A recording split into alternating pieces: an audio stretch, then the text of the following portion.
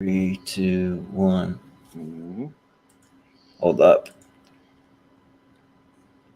What the frick? Hang on. I know we're live. Sorry, people. It's giving me some kind of error message. I've never seen this before, but okay. Now we're good. Sorry, technical difficulty.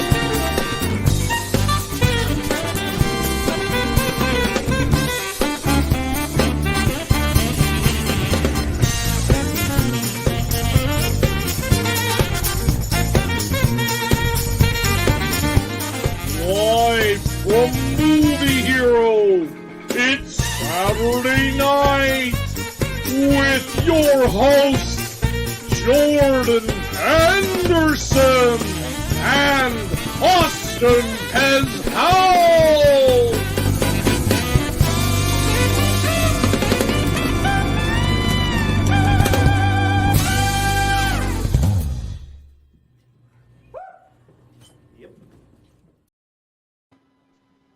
Hey, what's up, guys? Welcome to Live from Movie Hero. We are here to break down a couple of classic episodes of Saturday Night Live, and I got my co-host here, Austin Pez Howell. How you doing? I'm good, man. I'm good. Yeah, we got two episodes here that really are quite classics, but you wouldn't know that William Shatner was a classic if you based it on the Peacock censored version, which is only 19 minutes long. But if you hobble it together like I did with pieces from various parts of the internet, it becomes a classic. So we'll talk about that as we get going. But yeah, I'm doing good, man. Ready to talk some SNL after a little bit of an absence. We were both kind of under the weather a couple of days, recovering a little bit, but now we're feeling better and ready to roll, man. Let's roll. Yep, ready to rock. Yeah, and I'm pretty happy that we're going to cover one episode from season 12 and one from season 17 because when we get into the like early to mid 90s, that's my favorite era of Saturday Night Live. So you got some of my favorite sketches of all time. You got some of my favorite cast members. So yeah, I'm excited for that. And well, that's why I wanted to just not to cut you out, just wanted to mix it up a little bit with the second episode, so we can keep talking about the current season that we're talking about, and we keep rolling. But so we can talk about some other eras, talk about some other cast members, mix it up a little bit. And to be honest, I might be getting a little church lady overload, so that's why I kind of mixed it up a little bit for the second episode, given that we pointed out that I think they've done church lady like 7 out of the last 8 episodes. So it's like, okay, let's mix it up a little bit, get a few new characters, get some new get some fresh stuff in here, but it'll be fun regardless. So I'm going to try to pick out a theme to relate to something going on in pop culture or sports or something like that, and mix it up with that other wild card. We'll call it our wild card episode or our themed episode, and we'll roll with that from now on. But yeah, it kind of mixes it up and makes it a little fun. So I think it works tonight. We got a nice back-to-back two different but very fun shows tonight. Yeah, and we're doing the second one hosted by Michael Jordan. in honor of the March Madness Tournament that's going on. Mm-hmm. So I'm from Washington State, and currently Gonzaga's playing USC right as we speak. I don't know what the score is. I haven't checked in in a couple of minutes, but last I saw, they were up by quite a bit. They were they're number one in the nation. So they're a really good team. So I'm not really a current basketball fan. I was really a fan of basketball, kind of in the era we're going to talk about with the Michael Jordan episode. Really, the '90s was I followed basketball a lot in the '90s. Okay. The Jordan era and things like that. And then I kind of broke off after that. So, but what the era of basketball we're going to talk about was kind of my bread and butter when I was a big fan, and I'm sure you were a big fan as well around that time. But yeah, I just haven't followed it as much. But I knew you'd get some enjoyment. I had a funny feeling the Michael Jordan episode would be one of your all-time favorites, so I kind of picked it for that reason. So we'll talk about it when we get to it. But yeah, it's definitely a fun episode. We'll get to it. Yeah, that's kind of like me when it comes to baseball. I don't really follow baseball too much now, but I was a huge baseball fan in the '90s. I followed baseball pretty closely. So, but yeah, and also I was gonna mention just something kind of for fun. So I just moved to Spokane, Washington, probably about 2-3 months ago, and we still got a few rogue boxes we haven't unpacked. So I found these little guys that kind of relate to the little the '90s episode. So I got my little Tommy Boy guys with me. So I got my Chris Farley with the little Callahan auto, and then I got my David Spade here. So there you go. Yeah. Yep. So it'd be even funnier if the Farley one had a very small coat, like a fat guy in a little coat type of thing. Right. I know. Yeah, they should have done that. Like awesome. A miniature coat, like a rip in the back. Yeah. Right. Exactly. But yeah, no, those are cool. I like those a lot. Definitely. Yeah. So, but yeah. Let's jump into the episode. Definitely. Just setting up my little split screen here. It is season 12, episode 8 with William Shatner, and it debuted on December 20th of 1986 with musical guest Lone Justice. Yeah, right. So before this episode, have you ever even heard of Lone Justice? Because I hadn't heard of him. So. And again, so with some of these ones that we watch from the 80s, sometimes I haven't heard of the band, but if I hear the music, I'll relate it. I may be familiar with some of the songs. You know what I mean? Because some of them, a lot of these 80s bands that come on there were one-hit wonders, and I don't exactly know the names of the bands or the name of the songs or whatever. But if I hear it, like last week, I told you I didn't know the artist, but then I heard it and I was like, oh, I hear that song every day at work. I have to hear that every single day. I didn't know what it was. So I didn't know Lone Justice. I listened to the 2 songs they performed on the episode just independently on YouTube, but I didn't recognize it. So this is not one I'm super familiar with, though. Yeah. So I listened to the music too, and it was okay. It's not really my I wasn't really just loving the Lone Justice or anything, but they're all right. They're better than for me, better than a Randy Newman or something like that. So sure. Now, musical guest for the second episode, Michael Jordan episode, we'll talk about it. But I'm a big fan of the musical guest for the second. Oh yeah, episode. So we'll get there. Sure. But yeah, and then I also wanted to mention just kind of a little piece of trivia about the episode. So if you listen to the opening credits, this is definitely a Christmas episode, so you can hear some little tones of them playing Christmas music over it a little bit, so you kind of hear some little Christmas melodies kind of peppered in. Which I thought was kind of a little nice touch that they did there. So, yeah, no, definitely a Christmas episode, December 20th. So yeah, we'll talk about there was at least 2 or 3 Christmas themed kind of sketches on the show tonight. So we'll talk about it there.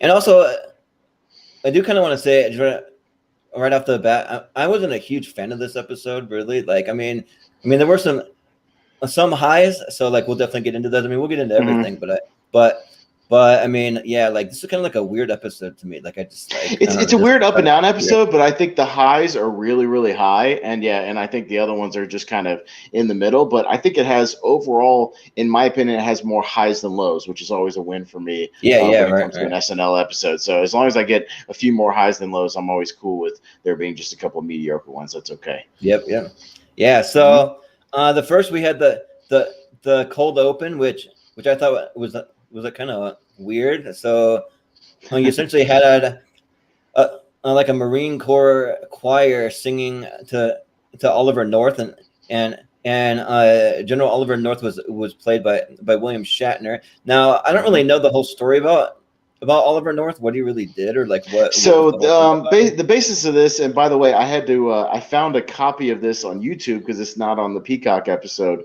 probably just Okay. because of the music reason, I guess. But somebody on YouTube had it recorded off their TV, so I was able to see it, oddly enough. Okay. But yeah, I found it. But yeah, so the Oliver North, what this is referring to is that week he had testified as his part in the Iran-Contra stuff, and he took the Fifth Amendment 40 times. Which basically means he refused to answer the questions over 40 times. So that's why this is called Mute Marine, which is like, yeah, like you said, it's kind of a military chorus song with mostly Phil Hartman doing the vocals with like a thing behind him, but it's kind of in the beat of like dun dun dun dun dun dun dun dun dun dun dun dun dun, and they're just doing verses about he is a hero of the Marine, but then they start getting into basically the testimony, how he won't talk, and how his brilliant plans of giving Iran weapons and things like that, just the different verses to kind of go through it, and kind of just eventually gets to a part where this is what he said to stay out of jail. Then the whole chorus goes, like Shatner's playing Oliver North, and he puts up his hand like he's going to start to say something. He kind of opens his mouth, and then he just kind of backs back off again and doesn't say anything. So, but yeah, it's a strange way to open the show. But the song kind of got stuck in my head. I was kind of humming it all week. Like I kind of enjoyed the melody of it and everything. It kind of got lodged in your head.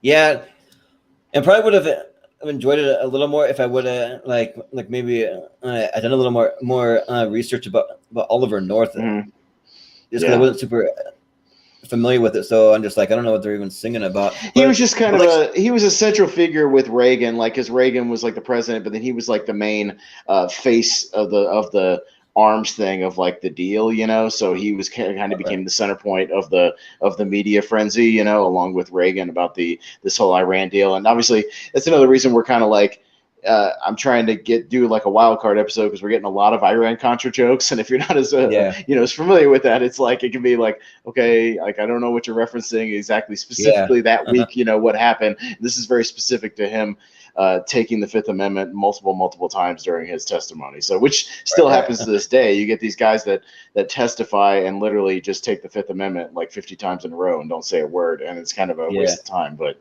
yeah, it is what it is. Yeah. So we go from that to the opening monologue, which was kind of less of an opening monologue. Like it's just kind of like he just comes out and just says a little blurb about Star Trek IV that he just filmed, and they just go to the first sketch pretty much. So yeah, it was just like just him talking a little bit for a second. Yeah, it was only about a minute or so, and just saying that Star Trek IV was a big hit and all that kind of stuff. Yeah, and they just sort of move on. They move on to arguably might be one of the most, literally might be one of the most famous SNL sketches of all time, just for the moment in the sketch that we'll talk about. But it arguably might be in one of, like, if you made at least a top 50 SNL moments, the moment in this sketch we'll talk about might be in there, arguably, or you could at least make an argument for it. Yeah, right. And so the sketch is about the Star Trek convention. So so essentially you have Kevin Nealon, Dana Carvey, and John Lovitz. They're the guys kind of attending the event. They're like talking about like did you get so and so's autograph, or did you see this over in booth 12, or like just like different just like random like things you would say at a comic book convention. And then they start bringing people on the stage, and they have Phil Hartman. He's kind of like the MC of the convention. And then they start off by just bringing some just random obscure, just kind of like side characters from Star Trek on, and then they bring on William Shatner, and that's like where like he starts out kind of like a little friendly, a little happy, but then it's probably I'm guessing the famous moment that you're talking about where like he just starts berating him and just starts just like yeah. No, it's the famous it's the famous moment where he's up on the stage talking to the people at the convention, and he goes, there's been something I wanted to say for a long time, and I just have to say it. Get a life, will you? yeah. Come on, folks. Yeah. Jesus, it's it's just a TV show. I mean, Yeah. there's a whole other world out there. I mean, you've turned a little gig I did for fun for a couple of years into a colossal waste of time. And it's just this whole thing where he's finally snapped because, you know, and I just have to talk about real quick. They get a lot of the small details about these conventions, right? As a person who's been to a lot of sci-fi and horror conventions, there's a lot of really little details you wouldn't really notice unless you go to these conventions, which is like Phil Hartman, the MC, talks about how you can buy one of the programs from the convention like 10 years ago for only $30. Yeah, right. Like, okay. And you know how everything's overpriced. Dana Carvey's talking about how like he found like an 8x10 of like the regional cast from like syndication or something for like $60, and you know Kevin Nealon and Dana Carvey are trading little minuscule trivia things about what was Khan's cabin number and this, that, and the other, you know, all these little, you know, just these super geeky fans doing all this. And the whole thing is that Shatner's up there and he's trying to be friendly, and all the questions that he's getting are not about like the production of the show or not about, you know, his career or anything. It's about like, hey, in episode 25, what was the combination of the safe you unlocked? Because they're all trying to trade trivia bets. And it's just like they don't understand that these people that work on these shows don't care about that little stuff. Like they literally just do not care. They're not watching the shows over and over again. They're not watching this, not watching that. And the whole thing is he eventually just completely snaps. He goes off on everybody. He points at John Lovitz and goes, I mean, what are you, like 30 years old? Have you even kissed a girl? And he kind of does this little look down. And he's kind of all sad. And, you know, and eventually Phil Hartman kind of pulls him off stage, and you see them in the background kind of almost like shoving each other and almost like fighting and stuff like that. Yeah, they're getting into it. He's like, you're under contract to be, or whatever. You're under contract. You got to, we paid you money. You got to be up there. And eventually he comes up and he tries to smooth thing over by going, of course, that tirade was me recreating Evil Kirk from the episode. I think it was like Mirror Mirror or whatever the episode was with Evil Kirk. From episode, and he's getting the stuff from Phil Hartman. He's going episode 37. That's right. Episode 37. Yeah. The Evil Within. Evil Kirk, and all the fans go, oh yeah. Oh yeah. All right. So yeah, he kind of smooths things over. It's a really, really funny sketch. And just a side note, I had to find it on the NBC website because again, this is not on the Peacock version, most likely because of the Star Trek stuff. You know, anything Star Trek related is not on the episode, so we'll talk about the other one that's Star Trek related. But if you search SNL William Shatner, you know, Star Trek convention, you can find it on the NBC website. It'll pull up a link and you can watch the clips. That's how I would watch it. Okay, nice. Mm-hmm. Yeah, but it's a great clip, especially if you're a convention goer. They get a lot of little details right, so it's a lot of fun to watch that. But yeah, it's an all-time classic SNL moment for sure of him just going, and it created a lot of backlash too. A lot of Trekkers were very mad at this sketch, you know, about him telling him to get a life. I mean, there was kind of a minor backlash against Shatner for a little while, for sure. Yeah, and like as someone who's been to a fair share of conventions, also like I can kind of tell that they're like some of these celebrities probably go to quite a few of these different conventions, so they probably get the same questions over and over, all these little details, all these little things that they just don't really care about, so they kind of probably get a little tired of it. Because like I remember there's one Comic-Con that I went to where they had Carrie Elwes from the Princess Bride. He was there, and so I went to watch his panel, and they had this handicapped kid come up who was in a wheelchair, and he asked him if he would recite the whole scene from the Princess Bride where they do the poison and where they're like switching like glasses and everything, and the kid was just thinking like he was gonna know all the lines, so like he starts talking and like Carrie was just like, well, like I don't know all the lines, I don't memorize it. I memorize it for the movie, but then I move on to other projects, so like I don't memorize all that stuff. But luckily, so it became this super awkward moment on stage with this kid trying to get him. Yeah, so like it was awkward for a minute.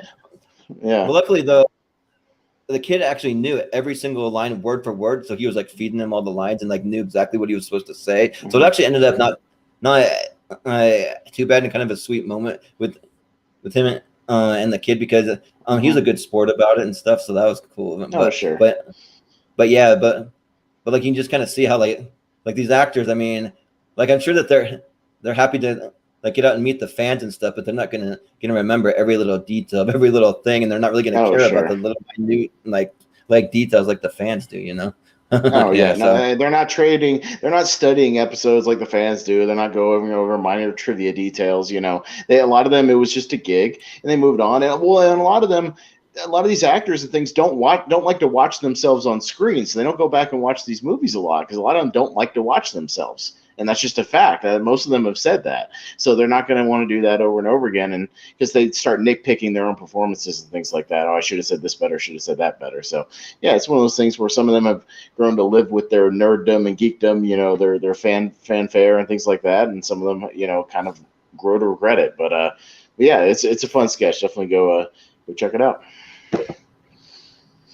yeah, and speaking of Star Trek, so at a convention that I went to, I had a chance to meet Patrick Stewart. Just a quick little side story, somebody told me, so because we were staying at a hotel across the street from the convention center, so there's other people who are going to go to the convention there, and someone had mentioned to us like don't bring up Professor Xavier, don't bring up X-Men, any of that stuff. He doesn't really like talking about that. Like he's a thespian actor. He likes talking about his plays and all the Shakespearean work that he's done. And so, I already had some tickets to go and meet him and get a picture with him. And so I wanted to find something to bring up, and I'd never seen any of his plays. So it's kind of like the opposite thing. So I just looked up one of his random plays online. I just Googled it. And then when I saw him, hey, so I heard you're really great in such and such play. I heard that it was a big hit. I can't wait to go see it or whatever. And he seemed pretty happy to hear that. Kind of oh, you brought up one of my plays, not someone who's just bringing up X-Men or whatever other movie that I've been in. It's kind of he seemed to like that a little more, but it's kind of interesting because I'd never heard of it. I just did it to just kind of make. I would bring up his one man performance of A Christmas Carol where he played all the characters of A Christmas Carol. It's pretty interesting. Right. Did that for a year, which is nuts to think about. But yeah, it's funny. Yeah, but it's these guys also have to understand though, when you're going to these conventions, they're going to want to talk to you about either Picard or Professor Xavier or your Excalibur or something. You know what I mean? They're not going to your Broadway plays. You know, they're not looking at your Tony-winning performances. You know, that is what it is. You know, you're not going to a Tony's Broadway convention. You're going to a sci-fi convention. But you know. What are you gonna do? Yep, but so the next sketch, I didn't even really write very much about it because I always get annoyed when the sketch even comes up because it's just Jan Hooks and Nora Dunn being the crazy quirky lounge singers that just sing these crazy lounge songs, and I'm not really a fan of it. We could skip over it if you want to, because none of the Sweeney Sister shorts are on the Peacock versions because of the copyrighted music. So if you don't have a lot of notes on it, we can just move on. Because I remember the last time they popped up on one of the other episodes, I hadn't seen that one either. So I know it's just these lounge singers, and Shatner probably wanted to just sing a little bit on the episode, so they got to do this one so he could do a little bit of his crooning, I guess. Yep, and for me, I don't really even find Nora Dunn really funny in anything she does, honestly. But Jan Hooks can be good, but I just don't really like her in this particular sketch. So I kind of just didn't really pay much attention. It's a Sweeney Sisters Christmas party sketch. We can move on if you want to. Right. No worries. So next one was the TJ Hooker, right? So the next one I had was actually the Restaurant Enterprise one is what I had, but okay, so it's a little out of order on mine. Yeah, so okay, no, we can definitely talk about that for sure. Yeah, the Star Trek, the Restaurant Enterprise. Yeah. So did you get to see that one? So it's on their YouTube page, oddly enough, but it's not on the Peacock episode, but it's on the official SNL YouTube page. You can see the whole sketch. So yeah, I was able to see it for sure. Mm-hmm. And I like how they call it Star Trek 5 because they're kind of imagining what Star Trek 5 might be at the time, kind of just making some crazy thing for Star Trek 5. This sketch is better than the movie Star Trek 5, that's for sure. Right. We watched the sketch than that movie. Yeah, Kirk finding God. Yeah, exactly. I'd rather watch this than watch Kirk and Bones sit around a campfire singing "Row, row, row your boat" because that's the opening scene of that movie. So I'd rather watch them run a seafood restaurant. Yep, exactly. Yeah, like it's actually like pretty entertaining. So like it just starts out just like pretty much any other Star Trek episode. Is the Captain's Log, Stardate 46392. It's been nearly 6 months since the Enterprise was purchased by the Marriott Corporation for use as a themed restaurant. The adjustment was difficult for my crew, but they performed with courtesy and efficiency, and eagerly embracing their new mission of people pleasing. Oh, yeah. Yeah, we see Spock kind of as a waiter taking an order, and there's a lady wants to order like the shrimp cocktail appetizer and also the seafood platter, and he goes, "Ma'am, that order would be illogical as the shrimp is part of the seafood platter." And yeah, then, right. And then one of the highlights of the episode is Phil Hartman's playing Bones, and he's kind of like the floor manager almost, and he's just like, "My God, man, what are you doing? You just canceled a potential order, maybe 2. What's wrong with you?" And he goes, "I just find it illogical that they would order shrimp." Damn it, Spock. Yeah. So he's like freaking out he's totally neurotic throughout the whole sketch, just like freaking out about everything every time Spock or Kirk like do something throughout the sketch. Yeah, it's pretty good. Yeah, and then you have Victoria Jackson playing the waitress, which is actually the character. That's Dr. Julian Taylor, I think they call her, but she's just running around, just like taking orders about crab night, the seafood platter, and then they have to like address like different problems. Like you have a lady who's complaining because she wants to order the Klingon, which you thought was one thing, but then like no, the like shrimp. Well, no, the crab sandwich. It's actually the Romulan. You have it confused. It's a Romulan, not a Klingon. Yeah. So they have to deal with like angry customers. Kirk has to come out and well, there's a funny line before Kirk has to go deal with it because Kirk is kind of the owner or manager of the restaurant or whatever. And they say, "Oh, the lady over there has got a complaint with her order," and Kirk's like, "I'll go handle it." And Bones goes, "For God's sakes, Jim, be careful." And I thought it was just going to talk to the customer. Yeah, right. No, it's pretty good. You get a couple of things. They're dealing with customers. You get Akira Yoshimura, who's a production designer on the show, playing Sulu, and because he's Asian.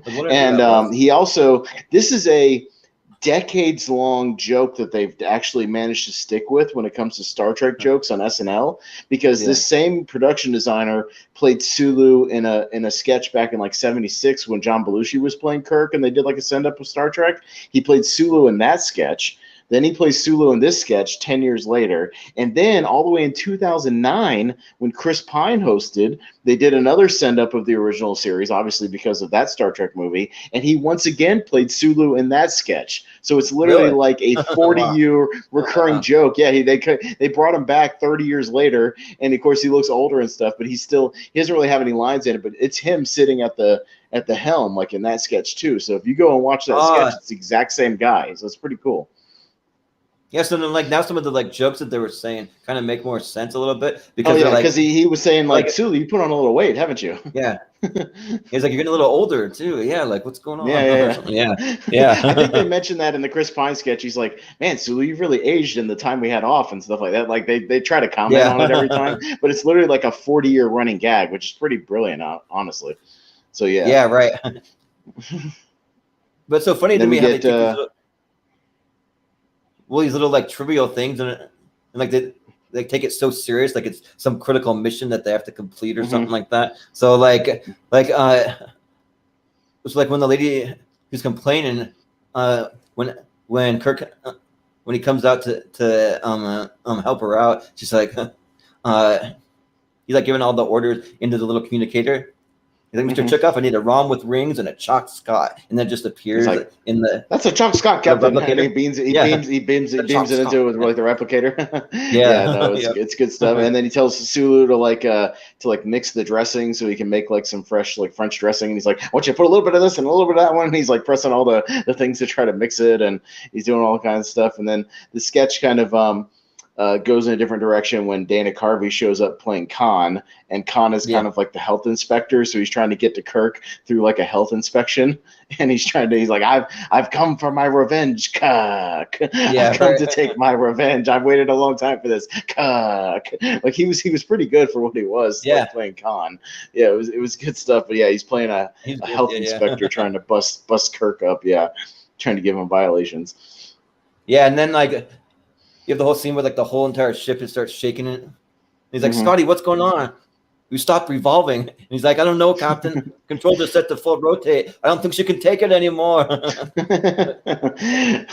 it's good stuff. They kind of and like Khan's doing his thing, just like trying to bust him on things, and eventually like Kirk just tries to bribe him, like his little assistant he's got with him. He's just like sliding him money through like little handshakes and trying to bribe him. And as he does, and he's like, okay, I guess we can overlook this one for now. And Khan's like, blast you, Kirk. I'll get you next time. So like, yeah, it's a pretty good, it's a relatively long sketch for what it is. It's like an 8 or 9 minute sketch. Yeah, it's not normal like 5 minutes or so, but they tried to cram a lot in there, but it's pretty good for what it is. It was a good little sketch. Yeah. And I just like all the little details that they have to just deal with in this restaurant. They have to deal with not having a sneeze guard on the salad bar, or like the Russian dressing it. Something gets clogged, and so they're like trying to unclog it or something. Like it's some big emergency or something. Yeah. No, it's all the little. I worked at a restaurant for 2 years. So all the little details they try to hit you with, especially on the health inspections. Or he's like, "There's no paper towels in the employee washroom." Yeah, right. Knock you off for that. Yeah. Just like the little details he's trying to get them on. Yeah, it's all pretty funny. But it's a good way. It was a good way to do a Star Trek parody without just doing like just something straight up like just a straight up space parody, like doing like a restaurant thing was pretty funny. It was good stuff. I very much enjoyed it. That's probably my favorite sketch from the episode, because there's a couple that like didn't really hit. Like we had the like Sweeney's sisters or whatever, that one didn't hit, and there's a couple other ones, but no, I think overall this is probably the best one of the show. Yeah, for sure. Yeah, definitely. Yeah, and then so the next thing that I had Lone Justice come out. They performed again, so that was what it was. But then I had the TJ Hooker one. That was right after that one. Now, again, the TJ Hooker one, not on the Peacock episode, but once again, it's on the YouTube page. So I got to see it on the YouTube page. So again, as I said at the beginning, I had to hobble this episode together from the internet. But because the Peacock version, all it really has is like the monologue and like Weekend Update, of course, because it's always on there, and then like the Look at Me thing we'll talk about later, and then like the Kevin Nealon bit. That's pretty much like all it had. So if you want to see most of the good stuff from this episode, you got to go online and check it out. But they were doing a send up of TJ Hooker because he was on. I think he had just started the show at that time, because it started in like '86, I think, something like that. Yeah, so. But yeah, like essentially, like the whole entire sketch is just him like riding on the hood of this car. There's some kind of car chase. Like he had jumped on the hood, and then he's just riding it. Like essentially, he ends up by the end of it riding halfway across the country with these guys, like on the hood, just doing all kinds of crazy stuff on the hood of this car. It's one of those sketches that just gets more and more ridiculous as it goes on. Because it starts out there where he's like, I just jumped on the car, and he's like hanging on, and it's as these robbers or something, or just like driving away from a scene or whatever, like, because they do that a lot in those 80s shows. There's always like the guy hanging on the hood of the car, but they're making fun of the fact that he's just hanging on for as long as he does, and it gets so ridiculous to where it's like they're just driving, and somehow he's talking on the radio, and he can hear Dana Carvey, who's like the radio guy, talking on the other end, and it gets to a point where it's like 5 hours later, and he's still riding on the hood of the car, and the guys are trying to beat him off with a stick, but he grabs a stick and he's beating them. And he's all, and the whole time he's still laying on the thing. It gets to the point where he's writing a letter on the front of the hood of the car. Yeah, right. He's penning a letter. he's falling asleep. Like he's snowing because they get to another state and it's snowing. It just gets progressively like just more and more ridiculous. Yeah, as it goes on. Yeah, it's like I slept through 3 separate gas fill-ups, and then I had to hitchhike my way back, and like that's like some long story about like how he like hitchhiked like halfway across the country to get back. Like all the way back to the station. Yeah, because they finally gets back and they're like, "Oh, you're alive. We lost track of you like 3 days ago or whatever." Yeah. So it's just the whole thing where it's a one joke premise where he's just laying on the hood of this car just over and over and over again. But it was still amusing. Like it was fairly they didn't overstay its welcome. It's only about a 4-minute sketch, so they don't go too far with it. But it was pretty funny. It was again. I appreciate an SNL episode where at least if most of the sketches are entertaining enough, at least for the premise that they have, I can roll with it. Yeah. Yep. Yeah. But the next thing that I had was Weekend Update. You always count on good old Weekend Update. But good old for me, Weekend Update with Dennis Miller, man. Jeez, I can't and I'm telling you, dude. Another reason besides Church Lady that I wanted to do these wildcard episodes is just to at least get a different Weekend Update each time, right? At least with something, as we'll talk about in the next episode where we get the very first Kevin Nealon Weekend Update, so it's at least something different. This one, like, again, I barely wrote down like any of the jokes. There was some Just Say No joke that I kind of laughed at, but other than that, like, there wasn't a whole lot of bits. But it did have one highlight with Al Franken that I'm sure we'll talk about. Yeah, right. Mm-hmm.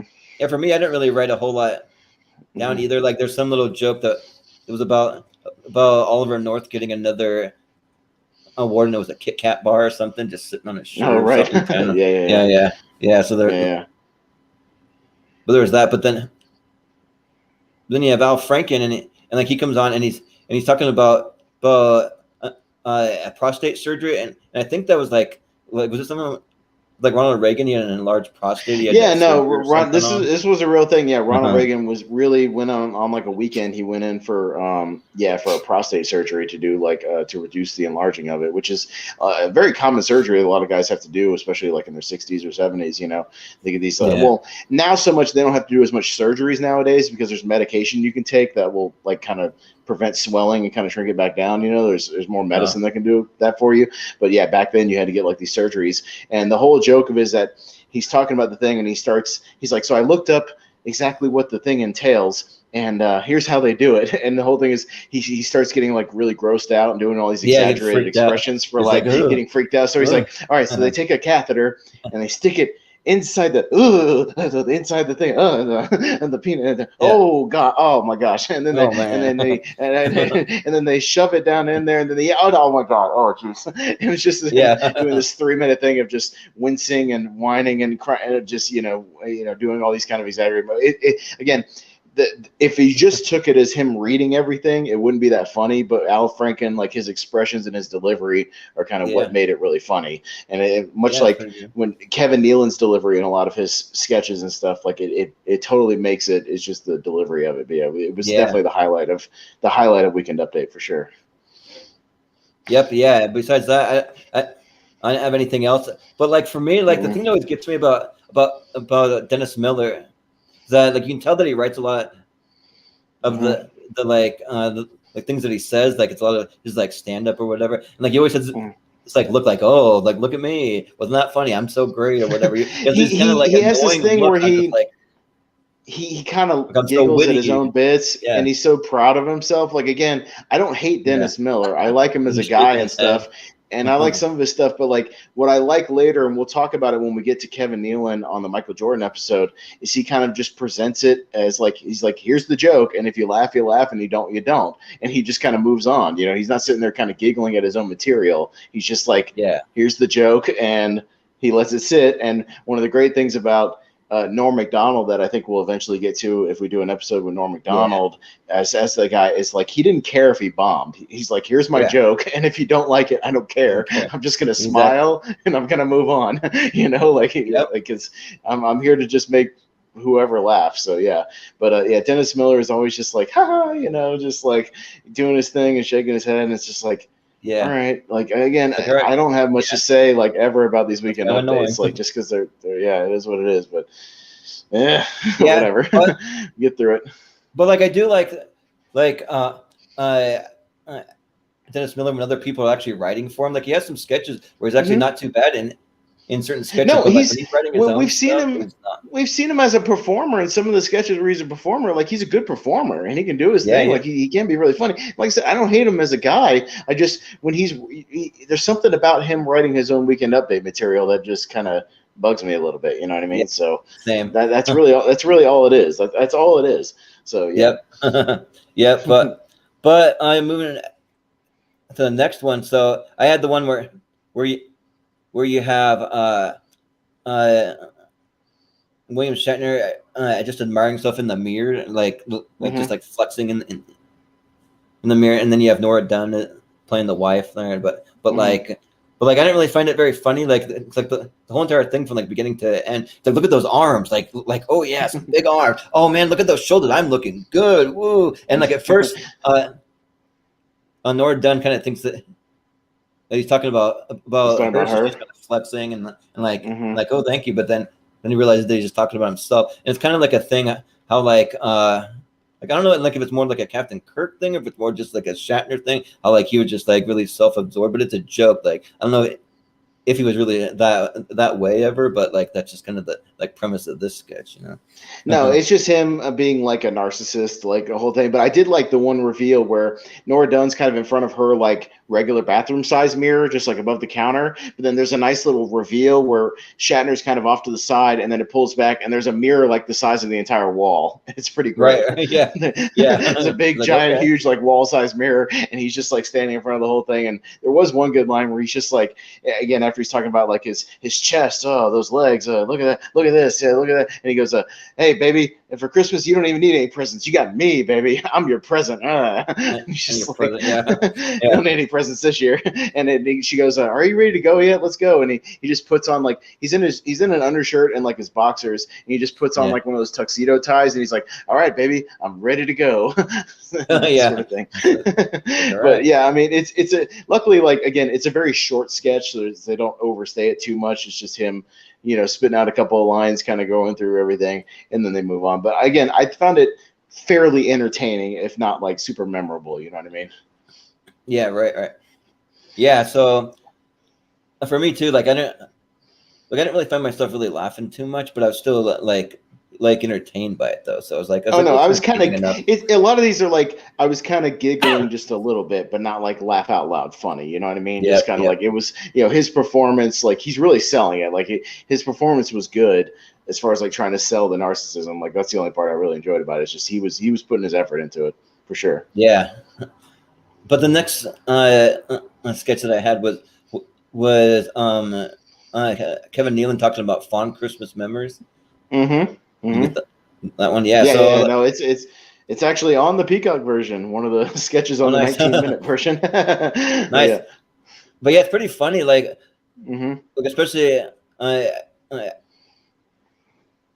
just because of Kevin Nealon's delivery. So like just like how he delivers this little story, kind of like it reminded me like sort of like the Steve Martin thing where it's like all the children of the world sing in perfect harmony or whatever. But like this sketch reminded me of the do you remember a few episodes back he did like a bit where he was talking about the maps, and he was just like like talking about maps and things, and it's just him just doing this kind of monologue. And again, it's all in his delivery, because he'll deliver a line, but then there's like a caveat to the line at the end, but he's really good about delivering that caveat or like really smoothly, you know, sort of like the subliminal stuff, you know, where he'll take you one direction and he kind of diverts it at the end, you know. That's what this whole sketch is about, is this whole like you know, remember back in the days when all my Christmas memories were we'd all get together with the family, and well, sometimes it wasn't my family because my family would be in jail, but I'd be with a family, and you know, we go up to our house and we go up to the house and you just walk right in, and well, I mean, there's lights outside, which were police lights because we were breaking into the house that we weren't supposed to be in, but you know, it was all fun. Yeah. And,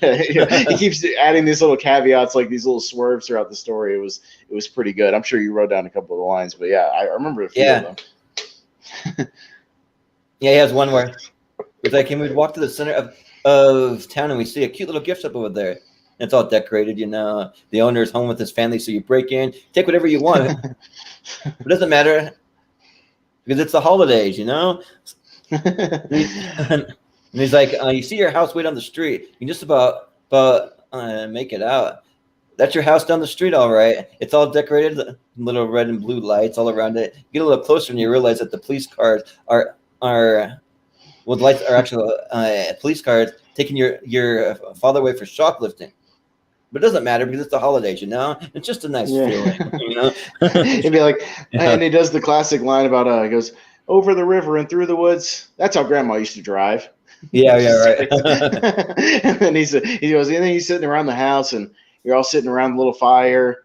Not the fireplace. There'd actually be a fire because somebody left the stove on, and they started a little fire in the kitchen. And you put that out real quick, and then his sister doesn't know how to put out her cigarette, so she lit the curtains on fire. It's just all this like dysfunctional Christmas stories. Yeah, it's all about him just like swerving you at the end. I thought this was really, really funny for what it was. Like I found myself laughing a lot. Yeah. It's like you get up on the porch, you smell those fresh baked gingerbread man, and they stink because your mother can't bake for nothing. Yeah. No, Nealon was so great. Nealon has really been, I have to say, Nealon's really been like kind of an underrated MVP of this season so far. I think he's really been great in almost everything he's been. Like he's probably been the unsung hero, because a lot of the focus, as we talked about, has been on like Carvey and Hartman for the most part. They've kind of been like the big stars. But I think Nealon's kind of been really, especially the standout of this new one, as far as like kind of the understated standout, like where he's delivered in almost everything he's done, and like he's been really, really consistent. And I think he really shines in this season for sure. Yeah, I've always been a big fan of Kevin Nealon. I've been watching his like I think it's his YouTube show where he goes hiking with people. Have you ever seen that before? No, I haven't. I need to though. Yeah, so it was like him just going hiking through the like all over like where he lives in different places in like California, and then they go through the foothills, and then they bring in like all of his comedy friends, and they just do like a little interview, but then he has some little bits that he throws in, and like some of his comedy. It was pretty good stuff though. Yeah. It sounds like comedians in cars getting coffee, but it's like comedians going hiking with Kevin Nealon. That's what exactly. Like. Yeah. That was basically what it is. Yeah. All right. Nice. Pretty good. But so the next one that I had, let's see. Oh, so like I wanted to mention something. So they keep showing this picture of this guy like in all the cutscenes. So like some kind of pudgy looking guy, and like I kept wondering who this is. I'm like, this guy, like he's not really like a cast member. Like they showed him like Kevin Meaney. Twice, but yeah, so like it ended up being Kevin Meaney, and so Kevin Meaney, he was in the like Star Trek restaurant sketch, and then he's also in the next one coming up. That's the lost ending to It's a Wonderful Life, but they don't really even mention him though. He just kind of shows up. He was just a one-off feature guy, and Kevin Meaney is he's a stand-up comedian who I got familiar with kind of in the '90s, because he showed up on Comedy Central a lot in the '90s, doing like his Comedy Central Presents and a few other appearances here and there. But yeah, it was really strange because he was sort of like, it was like end feature. Well, I guess I read somewhere on one of the broadcasts that said and featured Kevin Meaney, but in subsequent broadcasts they didn't say that, because I think maybe they might have tried to bring him on as like a feature player and it didn't work out or something. It's a very weird thing, because I think he's only in this episode from what I read. Yeah, because on the episodes that I watched, they didn't even mention him. Like he just shows up, and you're like, okay, like this guy's here, all right. Because like it's kind of it made me think about like how like every once in a while they'll just throw like one of the writers into a sketch or like something. Like just kind of random like that. So like, if you watch stuff from like 89 or 90, if you watch like stuff from like 1990, and like Conan O'Brien was a writer, like every now and then he'd show up just like in a sketch as like a background guy or something, and you'll see him there, and he kind of stands out, But yeah, they do that occasionally. I mean, even Robert Smigel, technically, even though he becomes kind of and we'll talk about him in the next episode, but like he was mostly a writer, but yeah, they used him in sketches like here and there. Even Al Franken is primarily a writer, but obviously he shows up and does stuff every now and then, sort of like that David Brown guy. So but when this next sketch though, you have the lost ending to It's a Wonderful Life. So you have Kevin Meaney just like having one of the first lines right at the beginning, so that's why I brought it up. But then you have Dana Carvey playing George Bailey, and like just such a spot on impression that it's just like so good, like it's just like so spot on. So like essentially though, you like see the end where like he gets all the money back, and like the town people like donate all this money. But then they find out that Mr. Potter was the one that actually took the $8,000, and when they find out that it's him, that like form this angry mob and they storm over to his house, and you have Mr. Potter played by John Lovitz, and they just go in there and they're like, I know that it was you, like we know that you took the money, and they start just like beating the crap out of him, and start kicking him and punching him and throwing him around like a rag doll, just going nuts on him. Oh, yeah. It's pretty good. No, it's pretty funny, and yeah, it's a pretty like one note premise where it's just literally like it's the same ending from It's a Wonderful Life that we all know, where like all the townspeople come together and they're like giving them the money, and then they have this tacked on thing, which is something literally that I thought about a long time ago that always bothered me about It's a Wonderful Life, about how and there's been articles written about it, about how Mr. Potter in that movie does not get his comeuppance in that movie for stealing the money. Yeah. That like there's no like the last we see of Mr. Potter in that movie, if you remember, is when George Bailey runs by his office and it's just like, Merry Christmas, Mr. Potter, and then he like runs off. Oh yeah, that's like the last we see of him, and he never gets any kind of comeuppance. It's like one of the strangest. Like I guess they had something originally written in the movie or filmed, but it got cut out of the movie. So yeah, this is just a riff on that of the tacked on ending where everybody finds out about that, forms an angry mob and just beats the living piss out of him. And it's pretty funny, for the most part. And John Lovitz is playing Mr. Potter in like the wheelchair. And there's even one good bit when they're finally like beating him up, and he stands up and they go, "You're not even a cripple. You're not even crippled. What are you doing?" And he's like, I can explain. And he's like, no. And they just beat him up again. And eventually gets to the point where they're literally throwing around like a dummy, like a crash test dummy, because it's obviously not him anymore. They're just throwing a dummy up against the wall. Yeah. It's good stuff for the most part. Yeah. No, it's pretty funny. Yeah. It made me laugh of just like, and it totally made sense. I was like, this would never fly back in 1947, but yeah, it's pretty funny in this sketch for sure. Yeah, right. But yeah, so I mean that's essentially like what it is. It's like it's just like showing how they beat the hell out of him. But sure. But the next thing that I had, you had you had No Justice. Yep. Yeah. So they performed, but it's kind of forgettable. Like it wasn't anything terrible. Like they're not bad, but they're not really like that good either. So, but and then I don't know if you had this one, but they did one of those short films again. So it's like it's like I read about it. It's the one with Tim Robbins, right? Like it's some Tim Robbins like Frankie Toussaint thing or something. Yeah.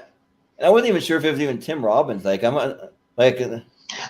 it was Tim Robbins because they actually did a movie about this character, and this was like the debut of the character from what I read. Oh, wow. Like there's a real movie with this Frankie Toussaint character or something in like 1989 or something. But yeah, again, it's this weird thing. Like I didn't see the actual short film and I couldn't find it anywhere online. But it's again this weird thing we've seen in this season where they tack on like a real short film to the end of SNL that has nothing to do with the SNL episode. It's just like, oh, here's a short film from some art house director. Here's their new 5-minute film, and it's just strange. Yeah, I don't know like what the point of these things are, but yeah, I mean, I guess it turned into something eventually. And I don't know if this is like one of the only seasons where they like showed all these short films. I remember watching earlier season, I didn't really see short films, and I watched later seasons, I don't see it. So it's like just kind of weird that they do it, but I don't know. I hope they get away from it though. I don't want to see any more art house short films in my SNL variety show. Me neither. But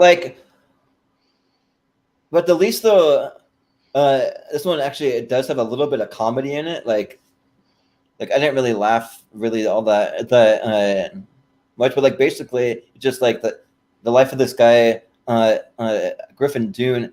You see him at the hospital where like I want to say it's his wife in the hospital just fighting for her life, and the doctor comes out and says like we've done all we could do, but we couldn't save her. And then you see him just like going up and like shaking it, and he's going like no, like there has to be something you can do. And he keeps saying sorry, we couldn't save her, and then. You just see him just like going nuts on the doctor and like even like punches him or something, and like it's like getting like really irate with them. And the next thing, as you see, he's in a courtroom because he assaulted the doctor. So now he was in a courtroom, and then eventually he gets sentenced to jail. But before he goes to jail, he manages to go after the doctor, and he actually kills the doctor. And so and the whole thing ends with him in the electric chair, and he actually gets killed in the electric chair, which is like kind of like an odd like kind of thing, but it does have a tinge of comedy to it, but wasn't really something I was really laughing to me. It's just like it's a weird way to end an SNL episode.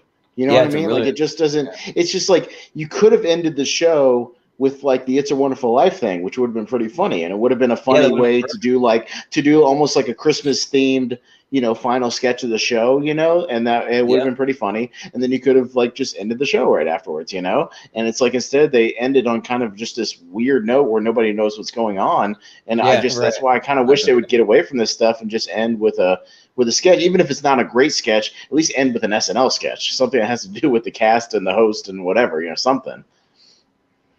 Yeah, right. Because like even after that, so there's even one more thing after that. That Buster Poindexter come out again. So he sings "Is That You, Santa Claus?" And like, and this one he was a little bit better, but like I don't really care for his style of music and singing. It really like it wasn't as bad as the last episode where like he was just horrible in the last one. Like I don't know what he was singing like in a whole different key or something weird. But like in this one though, like he was different.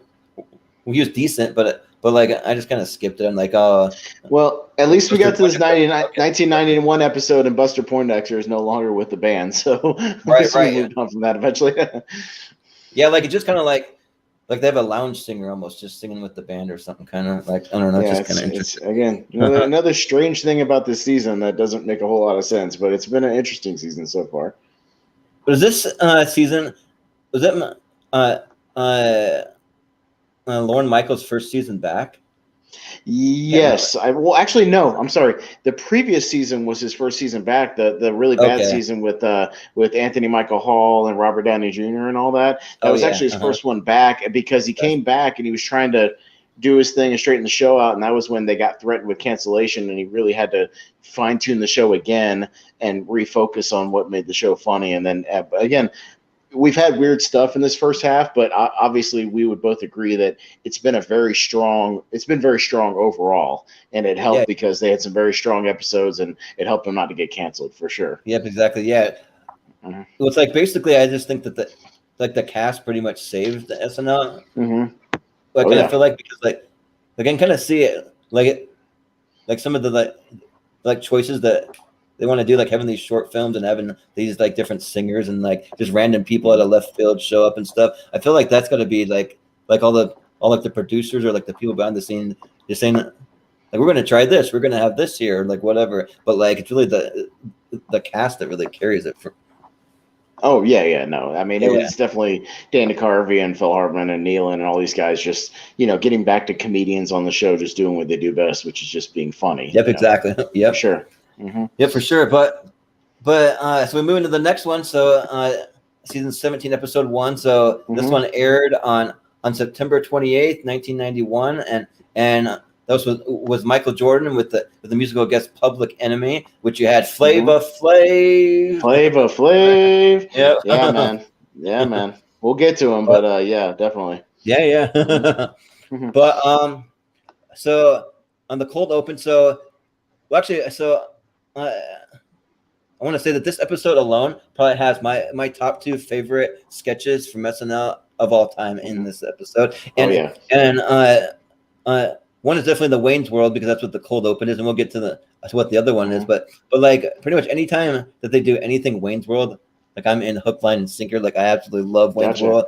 Well, I didn't even know going into it when I picked this episode, I didn't know Wayne's World was in it, so I'm glad it was, for your sake. Yeah. But there's 2 sketches on this show that really I didn't even have to rewatch necessarily to know them like almost line for line, and we'll get to them. Same here. Same. The Bill Swirsky sketch and the Daily Affirmation sketch. I could have come on here and talked about it without even rewatching them for sure, because I saw these sketches so many times. Over and over again in these reruns. So, but we'll talk about them. But I was happy to rewatch it again because this episode is really, really strong, I think, and we'll talk about why. But yeah, it's a very, very strong episode. especially like especially given the fact that you have an athlete hosting, which can be hit or miss sometimes. It can be very, very hit or miss depending on the material that gets written for them, depending on their performance. There's a lot of different factors, but we've seen good ones and we've seen bad ones over the years. So I'm glad this is a very, very good one. Yeah. Yeah, because one the exact same way, like for those two sketches that you mentioned, I've seen them so many times. It's like I have them pretty much memorized. Also, you have the Schmidt's gay beer one. Like I have that one memorized. Oh yeah, too. we'll get there. We'll get there. Yeah, Like I didn't have to write anything down because I have all the lines memorized. I think that one comes from like the SNL like commercial parodies one or the Best of Adam Sandler. I can't remember that. It's on both of them. It's on all three of them, I think. I think it's on the commercial parodies thing. It's on Farley's DVD. It's on Adam Sandler's DVD. They repurposed that thing a lot. And and after it debuted here, because we should say this is the season premiere of season 17 in 1991. They replayed this Schmidt's Gay thing like multiple times throughout the season, like multiple times. They replayed it almost. They did a replay of it almost every other episode. So yeah, it was a big hit. Funny. Yeah. But we had the cold open with your favorite with Wayne and Garth, man, with Wayne's World. Yeah, absolutely. So like for me, like I just love these two together. They have such good chemistry, and like for me, like I'm not really sure which one I even like better. Like probably like I probably like Dana Carvey as Garth just slightly more, just because like all the mannerisms and all the like tones of voices that he does. So like they like start out like kind of talking about some world news and he's like we're like talking about how the Iraqis may or may not have some nukes, and then he also says people everywhere are also recognizing the Balkan, and then Garth is like, yeah, man, I couldn't even pick it out of a crowd. Like I couldn't even pick it out. he's like, who are they? But I don't know. but then they start like doing this little top 10 at best of the summer of 1991. So it's the best and worst of summer of 91. So yeah, it's just them talking about different things in like pop culture and politics and stuff, just talking about over the because obviously SNL takes a break over the summer, so they usually do bits where they'll talk about something that happened over the summer. They got a little catching up to do. Yeah, like where's like where's like the ill-fated coup d'etat in the Soviet Union.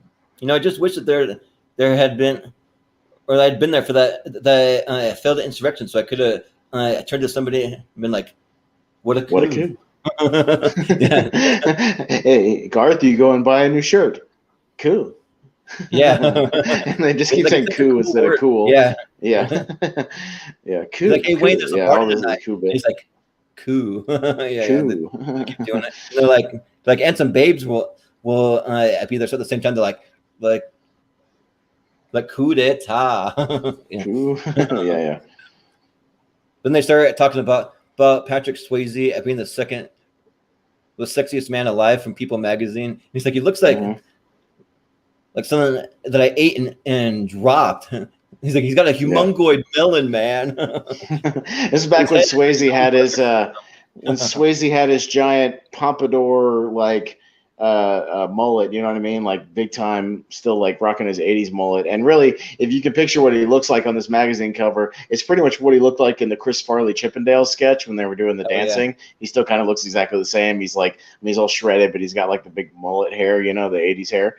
And yeah, they show that and they're just like, And they showed, my favorite of the bit was when they showed the pretty famous Demi Moore cover when she was naked and pregnant on the cover of like Vanity Fair magazine or something like that. And it's a really famous cover. If you go back and look at the articles from back then, it was really a big deal back in the day. But they're kind of they kind of swerve because Wayne's going like, I thought she looked really elegant and really fabulous, and it was a great statement for women. Not. Yeah.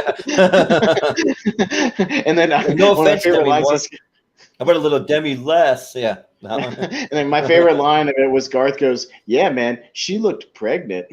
Yeah. Like, no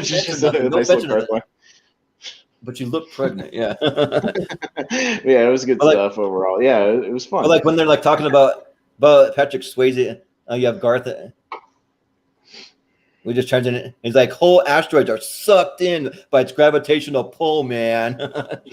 Like the way they delivers it is just like so good. Yeah. Oh yeah. But yeah, they hit a couple of those jokes, and then they kind of hit the it's a cold open, so they hit the Live from New York Saturday night, and we move into the monologue. Finally get to our host. Yeah, it's funny when they start like talking about though the like the things that they don't like. So like it sucks. Yeah, it sucks donkey. It sucks rhino. It sucks bronto. Sucks whale. Yeah, he's like, it sucks a whale, the largest animal to ever exist on the planet Earth. And then like Wayne, he's kind of pauses like, it sucks that blue whale's father. Just like kind of something random. He wants to have the last line. But then there's like one pretty funny line where like Garth is like freaking out. He's like, "Oh my gosh, man! Oh my gosh!" And then he's like Wayne just turns in. He's like, "Come on, man! Take your Ritalin. I mean, come on. He's got to take it easy. Get a grip." It's just funny.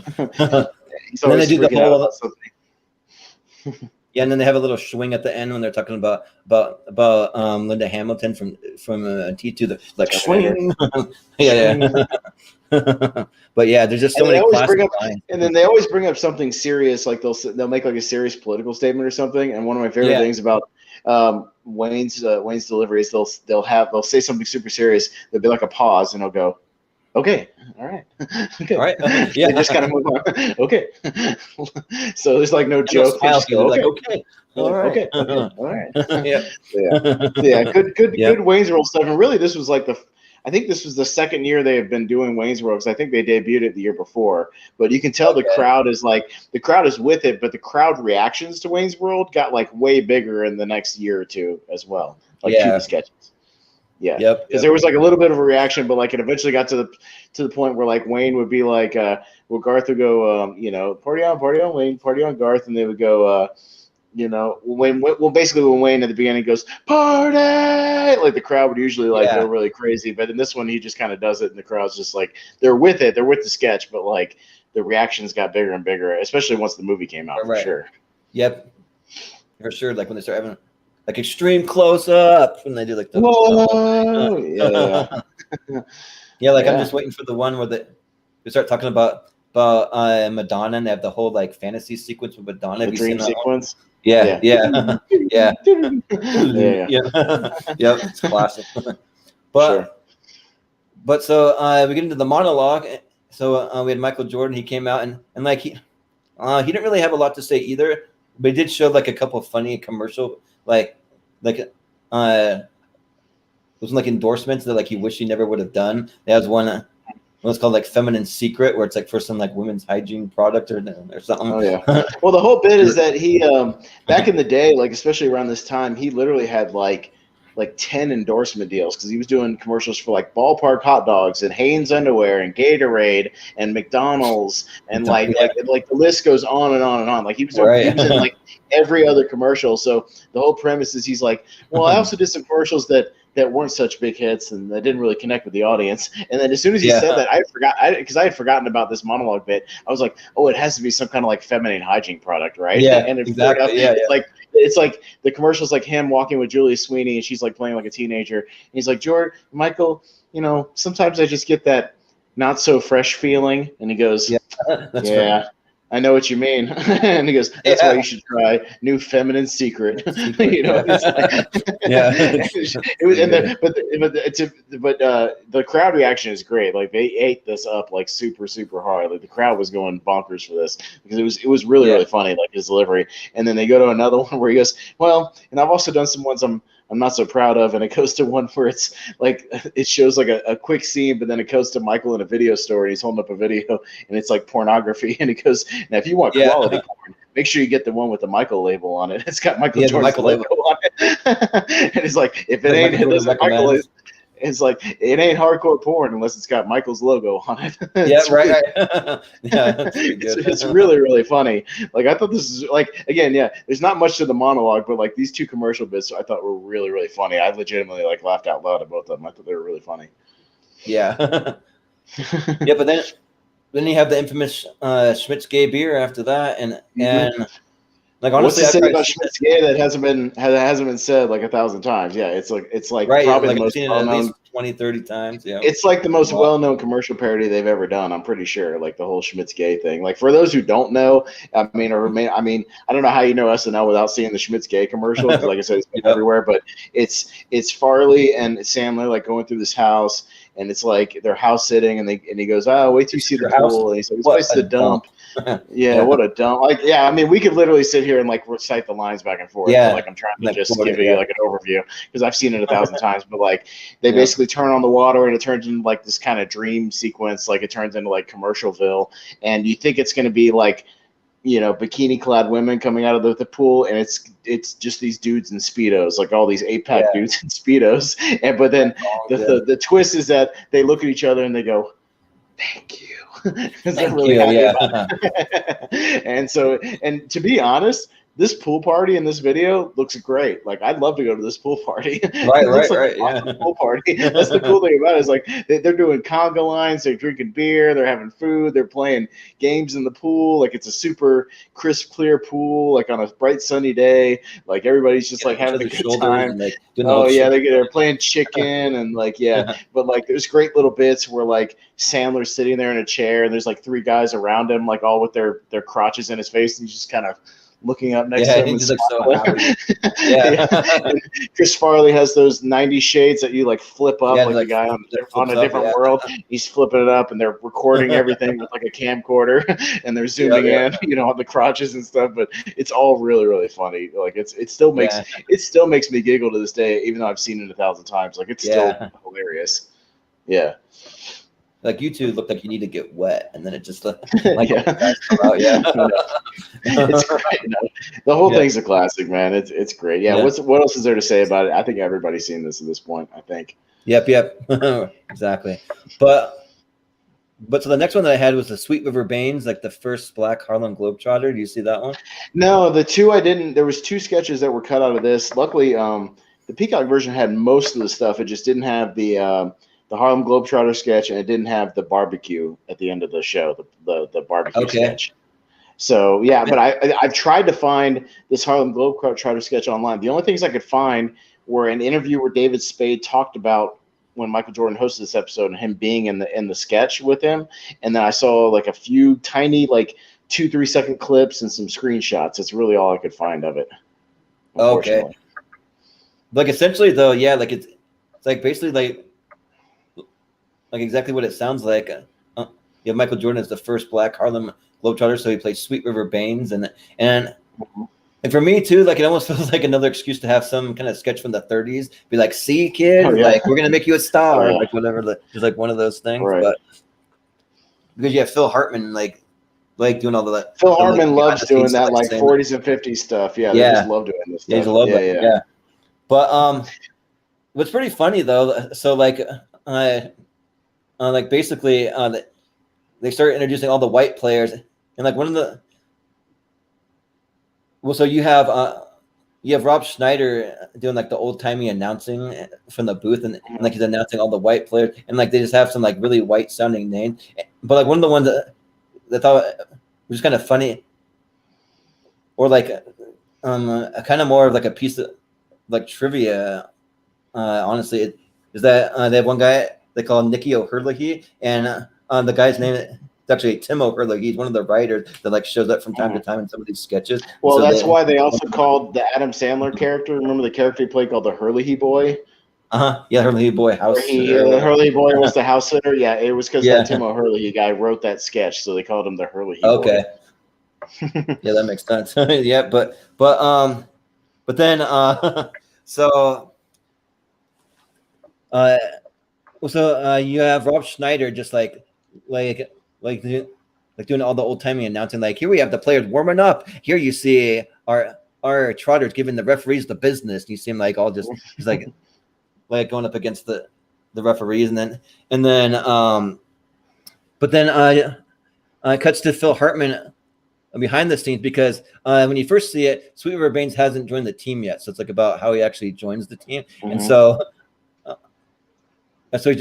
So he's like, bring in the Negro boy. And, let me talk to this kid. And he's like, Sweet River. Isn't it something where they call him like Blackie the whole time or something, or it's some version of that over again? Yeah. Yeah, so it's like a pretty funny thing where it's like, Sweet River, you think you can handle being a Harlem Globetrotter? And he's like, well, I'll do my best, sir. He's like, I'm not talking about your play, son. I'm talking about you. They're going to fight you, and you can't fight back. They're going to call you names, things you don't want to hear, like Blackie or hey, look at Blackie, or get rid of Blackie, or hey, look. Or why is this Blackie on the team? Or I'm in a bad mood because of that Blackie over there, and they keep saying it like over and over again. So it's like, and then of course, doesn't he just like completely outshine all the players, and he's dribbling circles around everybody, and just like doing all the tricks that they can't do?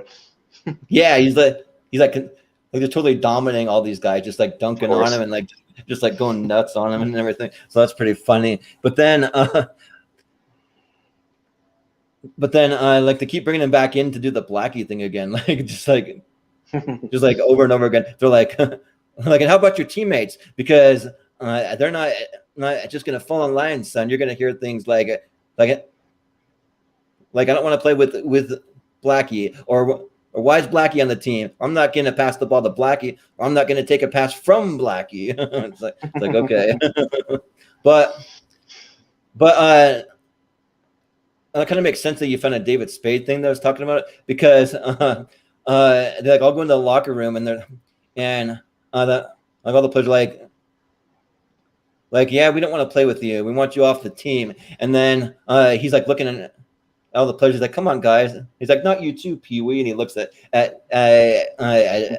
David Spade and he just goes like this. He's like some kind of like a shamed look on his face kind of thing. But it's just funny they call him Pee Wee because he's a little short guy that's in there, I guess. So Sure. But then the thing I found was David Spade just talking about like that, because it was the only sketch he was in with Michael Jordan of that night, and he was like talking to Howard Stern or something about it, and just about how like crazy that week was, because like Michael Jordan was like one of the biggest stars on the planet at the time, when he hosted SNL, and just the sheer madness of like everybody at the studio and stuff that week when they were doing the rehearsals and everything. Yeah, for sure. And the sketch, it's a pretty long sketch. Like it probably goes for like 7 or 8 minutes long, because they even cut That's probably why they cut it out of the episode, to be honest, because most of those episodes, even when they do show most of the stuff on Peacock, are no more than usually about 50 minutes. So I think they probably cut it because it's like an 8-minute long sketch. They just wanted to get the right. In there. Yeah, because you even cut to Michael Jordan at home, and he's like having turmoil about whether or not he wants to play. But then you have Ellen Cleghorn playing his wife, and so she's like, you gotta play. You can't just listen to them. You're scared, Sweet River, and our mama didn't raise no scared man. You got to play. Come on. And she's just like she's like beside herself, just like in tears. You have to do it. And she's just like crying in his lap or something. It's pretty good though. So yeah, but like basically like it just kind of just like wraps up like how like all the white players quit the team because they don't want to play with the black man, so they go and create a team called the Washington Generals, which I guess was like one of the first NBA teams or something. The Generals are the team that plays the Harlem Globetrotters, and they're in those games every time you go see them in live. They always play like a team and like a scrimmage thing, and it's always like a bunch of white dudes on the Washington Generals, because the Globetrotters always beat them like 100-50 or something, like pretty much every time. Every time. That's pretty much what it is. Yeah, because like you like cut to back to the Globetrotters, and they're all black guys now.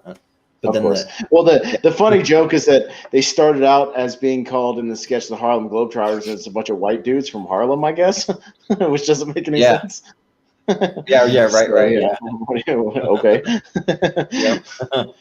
You found the 5 white guys that live in Harlem back in the 1950s. Yep, exactly. Yep. So yeah. But the next sketch that I had is my second favorite sketch of all time, which is the Bill Swartzky Superfans. Bears. So like it's probably just like you, like I can quote that like pretty much the whole entire sketch almost word for word because I've seen it so many times. So I didn't write anything down because I know the lines and stuff. So. Oh yeah, no, I mean it's another one where we could literally go like around the horn and like recite the entire sketch, like pretty much from start to finish. But I mean we're not going to. But like, yeah, I mean, and they had just debuted this sketch on the season finale of the previous season when George Wendt from Cheers hosted and first did this sketch. So this is actually just the second time they'd ever done this sketch. So really it was a back-to-back episodes because if you take the finale and then the premiere, you know, so it was literally like a back-to-back sketch. But yeah, so it's Bill Swirsky's super fans, and it's these four guys that are big Bears fans and fans of Mike Ditka and all that, and you know they're always the Bears. You know, everybody knows the sketch. They got the Chicago accents, yeah. Oh yeah, no, it's like filmed in Chicago, and they talk a little bit about the Bears are now 4-0, and you know it was real nice of them to keep the game so tight the last game. And, you know, Ditka was being a merciful Ditka. And yeah, right. What do you think the score will be in the next one? Robert Smigel, Mike Myers, and Chris Farley, the other guys. And Smigel goes, well, I think Ditka's going to make it interesting. I predict Bears 31. You know, whoever, like the Bengals or whoever, -7. Yes. Yeah, that kind of made me laugh. And he goes, I don't know how that's going to work. And he goes, Ditka will find a way. He'll find a way. Yeah, he always finds a way. Yeah. And so the recurring joke of this sketch is occasionally you just cut to Farley, and Farley is like having a heart attack after like several times throughout the sketch. And he's doing he's kind of reviving himself. Yeah. Like, no, I'm it's okay. fine. I'm just having a heart attack. Just having another heart attack. I'm fine. Almost done. All right. Done. He's like, how many is that make for you? He's like, Baker's dozen. He's like, that makes a baker's dozen. Yeah. Yeah. No, it's good stuff. And he's just like, yeah, my doctor says I got to limit my pork intake. I got a sausage lodged right here in my heart. Yeah, he's like, I got to limit my pork intake to about 700 milligrams a day. A day. Yeah. So the joke is that they start talking about another dynasty in the making, doubles instead of the Bears, and they bring on they switch it around. Yeah. They bring on Michael Jordan playing himself. So they start talking about Michael, and that and at this point Michael Jordan had already had his first ring because he had won the 91 finals. So he was now in his going for his second one, and they're talking about how many times they're gonna repeat or even three-peat. And he says, I think he's going to have a minimum 8-peat. Yeah. Yeah. When actually, to be fair, he had 6 with the Bulls, so he wasn't far off of 8. So almost pretty accurate prediction. Because he got 91, 92, 93, and then 96, 97, 98. So, and who knows, had he not retired to go play baseball, he might have done an 8-peat for sure. Yeah, right. Yeah. That's the ironic thing. And then they start talking about the Olympics, and he's like, so don't you think that you being on this dream team that's a little lopsided? I mean, why don't you just play these countries by yourself? I mean, come on, why don't you take them on? Yeah. Now I wanted to talk about that for a second. Do you remember how stacked the '92 dream team was when they played in the Olympics? Oh yeah. Okay, I pulled up the roster for this for the 19 now the 92 Dream Team was after this episode, but they played in the 92 Olympics, obviously. But just listen to this lineup because it's literally a who's who of like late 80s, early 90s basketball. I mean, it's like a list of Hall of Famers, basically. You know what I mean? So now the first one, not so much. You have Christian Laettner from Duke, who was like the MVP of college basketball at the time, who just eclipsed being on the team a very young, unknown Shaquille O'Neal from LSU. Wow. So it could have been Shaq. So think about that. But here we go. Here's the other 14 though. Okay, David Robinson, Patrick Ewing, Larry Bird, Scottie Pippen, Michael Jordan, Clyde Drexler, Karl Malone, John Stockton, Chris Mullin, Charles Barkley, and Magic Johnson. Yeah, it's crazy. Holy shit. Yeah, right? Seriously. No wonder we just ran these teams into the ground. Oh, dude, and every single one, I looked up the results for like most of the stuff and those Olympics and the 2 gold medals they won. Like literally the average score was like they won by an average of 40 points and sometimes 50 or 60. I mean, it wasn't even close. I mean, because just think about that. You're whoever, it doesn't matter who you put in there. You substitute David Robinson at center for Patrick Ewing. you substitute Scottie Pippen for John Stockton at like point guard.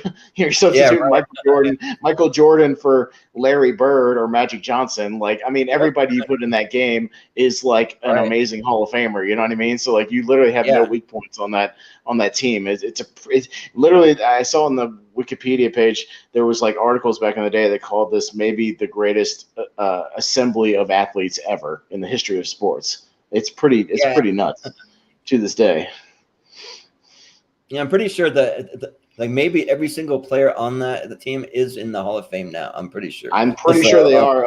I don't know if that Christian Laettner guy is the Duke guy, but if you had substituted him, if you had substituted him for Shaq, it would be. Yeah, right. Because well, like Christian Laettner is probably at least in the College Hall of Fame, at least probably. Oh, for sure. No, he was he was the MVP of that season, so that's why he got to make the cut of the team. But I just found it interesting. Wikipedia noted that he just edged out Shaq, a young Shaquille O'Neal, which I thought was right. Literally, it's like you could have had Shaq on that team, and then it would have been like the most perfect 15-team basketball team ever. Ridiculous. Yeah, and one of the funny things is like, what kind of interesting is that. Like, so like all the Dream Team since they like kind of did the same thing for a little bit where they put like all the best players, but like recently like they're not really putting all their like top tier guys. I mean, they're putting like definitely a few all-stars every time, but like so many these players like the game's changed so much that like all these players are afraid of injury. So so like they don't want to end up going to play overseas and end up getting hurt, and they're out for the season, or like they can't play in it anymore. So they're worried about that sort of thing. But like in the late 80s, early 90s, they didn't care about that. They just played like hard, physical, rough basketball, and like it's so much more fun to watch for me, I think. Like I miss those days. I saw some articles talking about how Magic Johnson and Larry Bird were part of that team, even though they weren't necessarily in their complete prime on that team, because they were really in their prime kind of in the 80s, more so than the early 90s. But they wanted them on the team, the people who put the team together, to be like the faces of the team, to be like the spokesperson and the faces of the American team,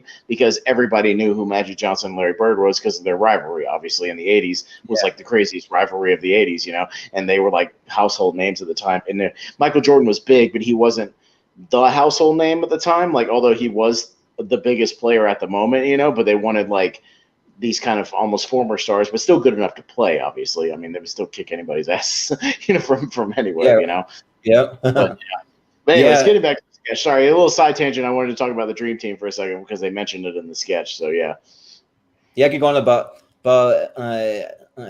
basketball forever. I'm actually trying to put together an episode of Tier Anchor Fights with a bunch of basketball fans so we can talk basketball. So I can talk for hours about basketball. So, but we'll stick to the topic. Now, I can't. Yeah. I wanted to make a quick side note about this sketch.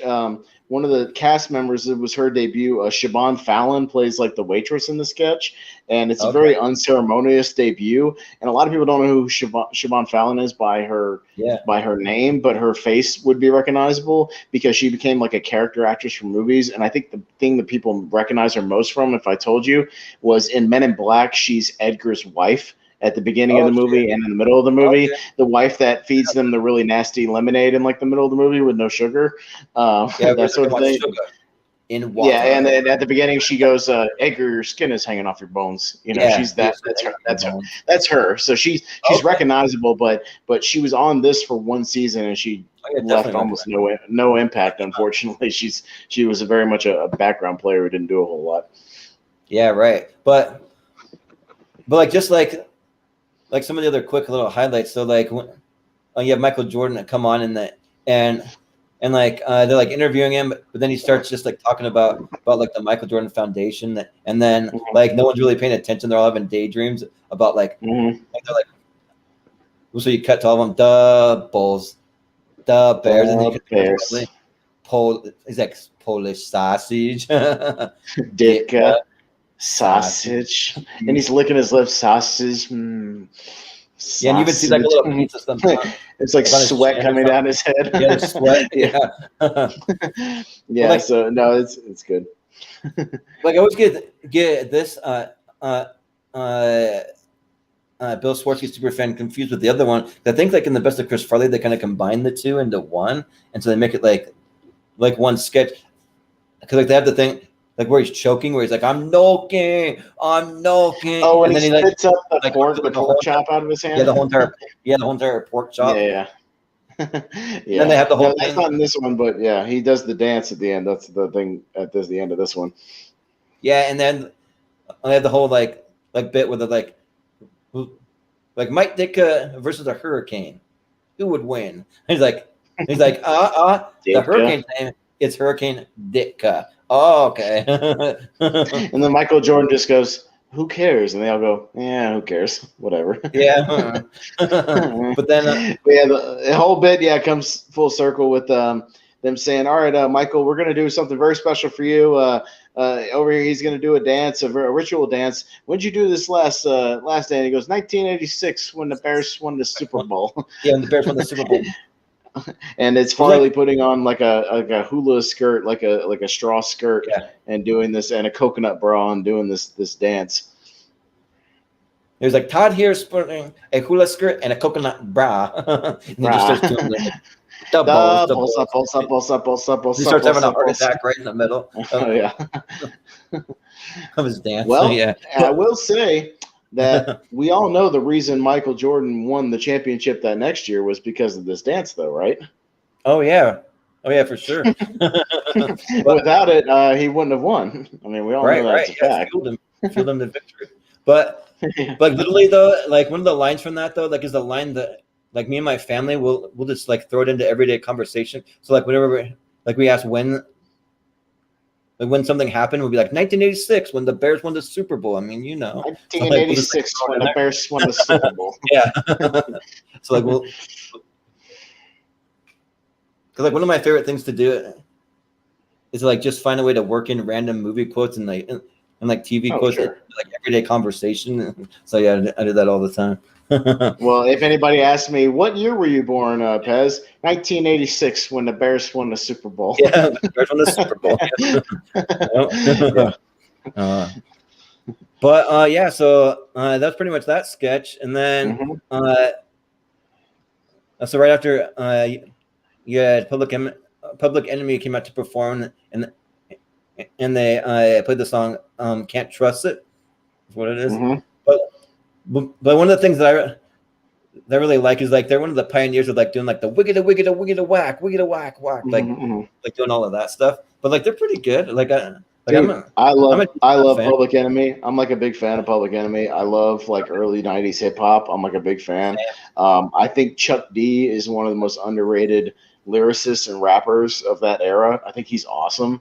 And for anybody who doesn't know Flavor Flav outside of like Flavor of Love and all the crazy like MTV stuff he did later on, like go back and watch some of their performances. Like I know you can't really pull up the performance they did on the show, but like go just pull up any of their concert performances. And like a lot of people said he's the greatest hype man of all time, and it's true. He's the greatest hype man ever. He gets so into the performances, and I'm sure I couldn't see this performance specifically, but like I'm sure he was just as crazy as he is in all those other ones. Oh yeah, bouncing all over the place, bouncing around the stage, doing his thing. Like just he gets so into the performances. Like he's so good. And this song, this Can't Trust It, has a great beat, a great hook. It's from a really great album called Apocalypse 91. That you can go check out like on Spotify and stuff. It's awesome. Public Enemy, if you haven't gone back and listened to some of their stuff, like Public Enemy's awesome. I love Public Enemy. Yeah, like for me, I listen to like tons of like late 80s, early 90s rap and like Public Enemy is one I need to listen to a little more. Like I've heard some of their songs, like usually like when they play their like hits and stuff, I always recognize. Oh yeah, that's Public Enemy. But like I need to listen to a little more, like get into some of their other stuff. Can't Trust It, Fight the Power, Bring the Noise. Yeah, there's some good stuff, man. Yeah, for sure. Yeah, for sure. No, it's all good. But yeah, I just wanted to emphasize, if you know, a lot of people know who Flavor Flav is, but if you never actually go see him be a hype man during a Public Enemy concert, like go watch it because he's the best hype man ever, like legit. Nice, that's awesome. Yeah. But yeah, so the next thing that I had was Weekend Update. So we got a Weekend Update with Kevin Nealon, which is a little refreshing from all the debuting debuting newcaster. This is his first episode as Weekend Update. Kevin Nealon. This is very first one, and I like his little opening that they used, where it's just on the screen, his head kind of spinning around like a globe, like all the way around with the opening. I love that opening.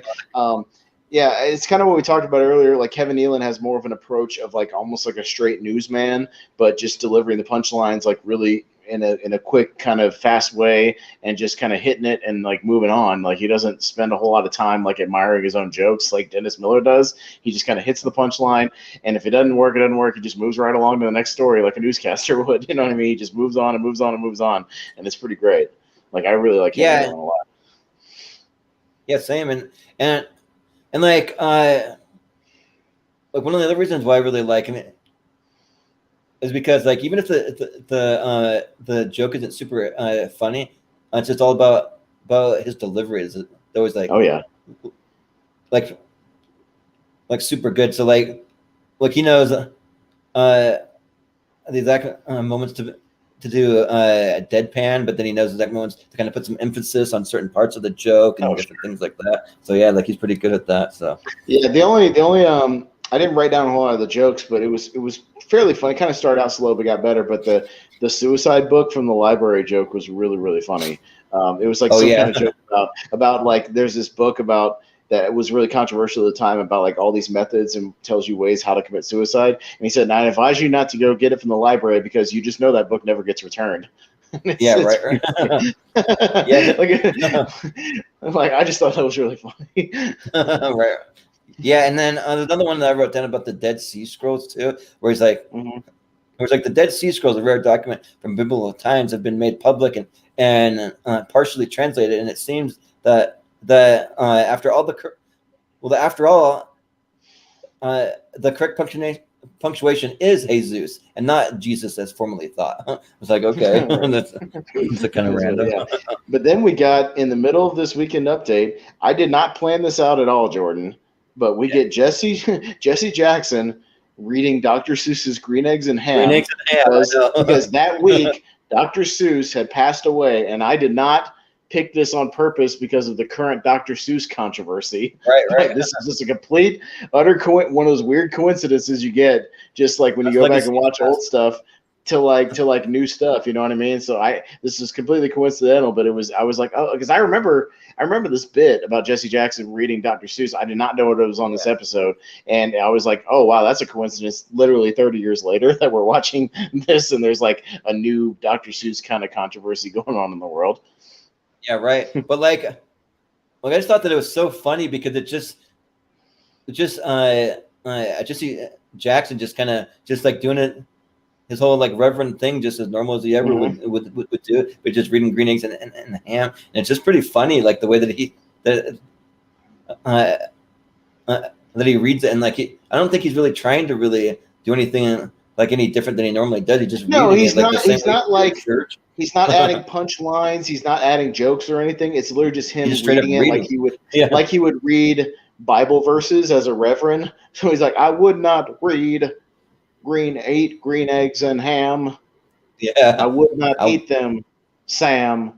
I am. Those pauses you do when you're a reverend, like those are dramatic pauses. That's what made it funny. It's just and the crowd is just. I should say the crowd is eating this up, like beginning to end, just loving his like delivery and the way he's doing it. And again, he's not adding jokes; he's just reading it, and it's absolutely hilarious. If you haven't seen it, it's worth going to watch. I would not eat them in a boat. I would not eat them with a goat. Yeah. I do not like green eggs and ham. But it's very, very funny. It was definitely it was a highlight for sure. It made Weekend Update stand out. It was really funny. Yeah, and he has one little line at the beginning. It was like, tonight instead of reading from first Samuel, I read from Sam I am. Sam I am. Right. Yeah. So he reads pretty long. He almost reads like the whole entire book almost. He reads like a good chunk of it for sure. Because there's a couple of times where I think the audience thought it was over and they started to clap, and then he kept reading. But he kept reading. Yeah. He's just like, all right. All right, keep going. So after that, we had another all-time classic sketch. We had a Daily Affirmation with Stuart Smalley with guest Michael Jordan. Yep, right. Stuart Smalley, played by Robert Wool, and Al Franken. or yeah, Al Franken. I don't know why. Al Franken, not Robert Wolf from Batman. No. Yeah. Al No. Franken. For some reason, I always thought that they always look kind of alike. So I think that's why They do look kind of alike, and like, their delivery is very the same. Well, especially the makeup that Al Franken has for the Al sketch. Franken, He's got this Oh, I even wrote blonde that down. wig like parted over. Yeah, I don't know why you would not Robert Wool. It's Al Yeah. Franken. Yeah, right. Yeah. No, it's Like, but it's Stuart Smalley. If you don't know, he does a it comes on with like a Phil Hartman intro where he's just like, Stuart Smalley is not a licensed therapist or psychologist, nor does he hold any degrees in therapy or psychology. He's just a man with a sunny disposition and a need to help people or something like that. And then it cuts to Stuart Smalley talking to himself in a mirror that he has right next to his chair. I'm going to do a great show today because I deserve it, because I'm good enough, I'm smart enough, and doggone it, people like me. Yeah. But like the intro to that reminds me of another sketch. Like it just made me kind of think. So like later on, probably about 10 years or so, or like I don't know, Brian Fellows, maybe 8 years. But they had Brian Fellows. Yeah, it was like Brian Fellows is not an accredited zoologist, nor does he hold a PhD in any of the zoological studies or whatever. Yeah, he's just a lover of animals.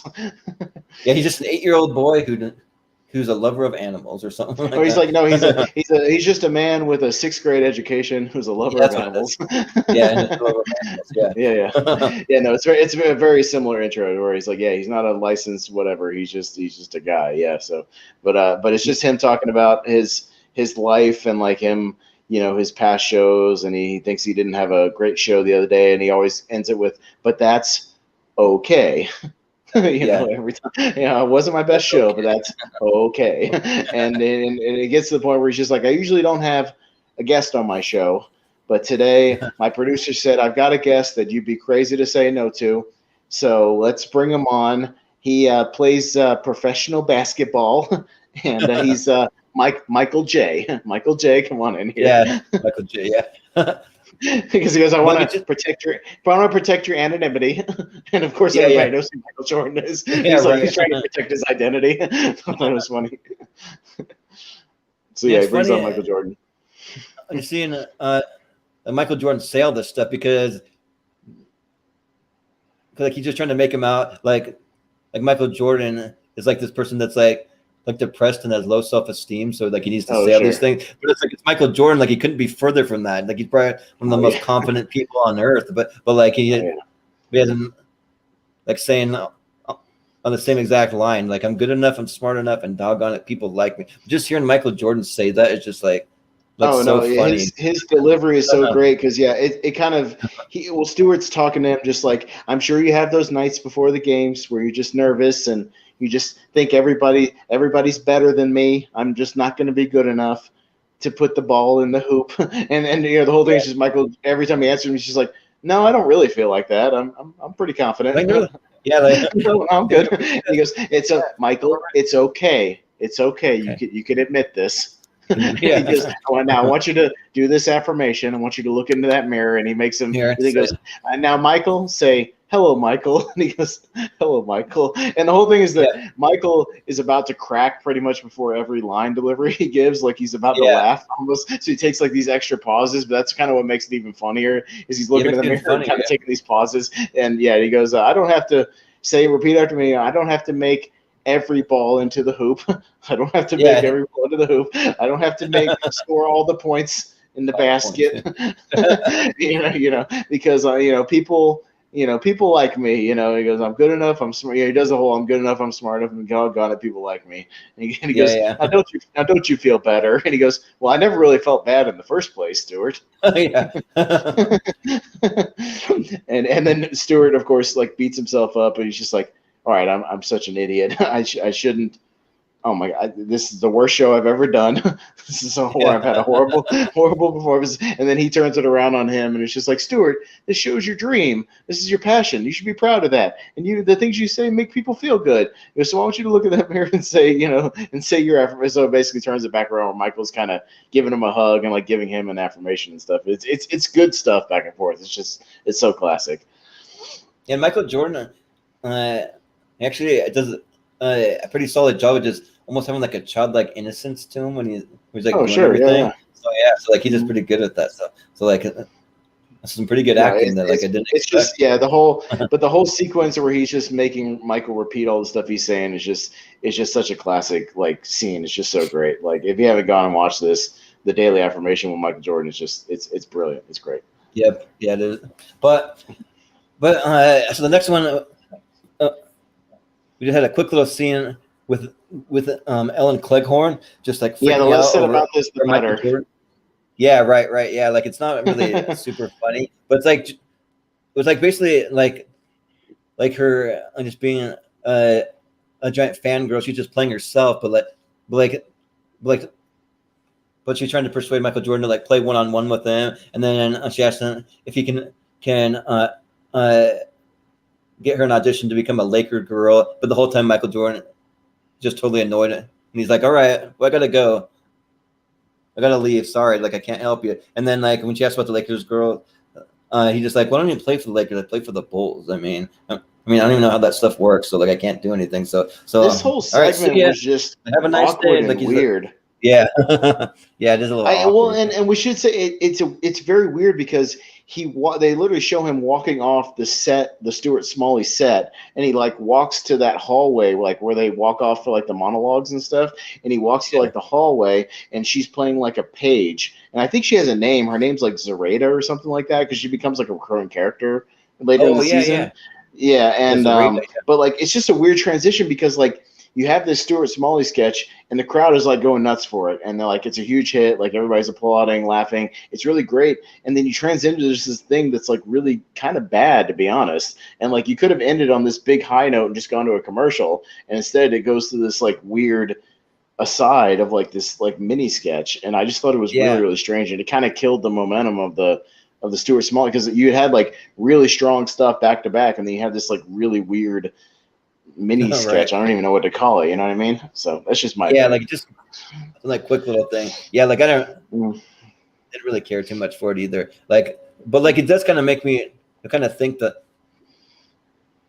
like people like that like probably do get some crazy fans that come up to them and like say all this stuff and like they just want to be left alone. Especially Michael Jordan. I'm sure like he was just absolutely mobbed. You had to have security everywhere that he went because like he just couldn't even like go out. Well, we'll talk about the awkward fan interactions because the last sketch of the night, the elevator thing, kind of comments on that, but we'll talk. Yeah, for sure. Yeah. But the next one that I had was the Dark Side with Nat X. So that's on the episode. Mm-hmm. Yeah, so this one's pretty funny. Like I like this sketch. It's not like always a sketch that I can relate to so much because I mean it's like all about like Chris Farley doing all his like black Chris Rock and black comedy stuff. I mean Chris Rock's out there. Yeah. So like. Yeah, a whole different thing, but like he just has all his like jokes from his stand-up, but it's essentially Chris Rock plays Nat X and he has his own talk show. So for people who haven't seen it, and he just has all these guests on it, and he's just talking about how the man's trying to hold him down, and like how all the white people get all the opportunities. So like. So he has one line where he's like, I'm talking about the man who invented the game of chess, a game that for some racist reason the game can't begin unless the white people move first. And he's like, I'm talking about the same man who every time he crashes his car into a school bus, his defense is, Your Honor, I blacked out. He's like, blacked out? What the hell does that mean? Was all of a sudden you become an evil black man or something? Like just all. Well, and it opens with him going. And welcome to the dark side, the only 15-minute show on television. Why 15 minutes? Because if it was 16 minutes, it'd give the white man a rash. Yeah, right. And he does that in other Nat X sketches. Like I'm a big fan of these. I like these Nat X sketches a lot because it kind of let Chris Rock be Chris Rock on the show, which you didn't get to see a whole lot of outside of these sketches. He usually was just kind of like a background guy.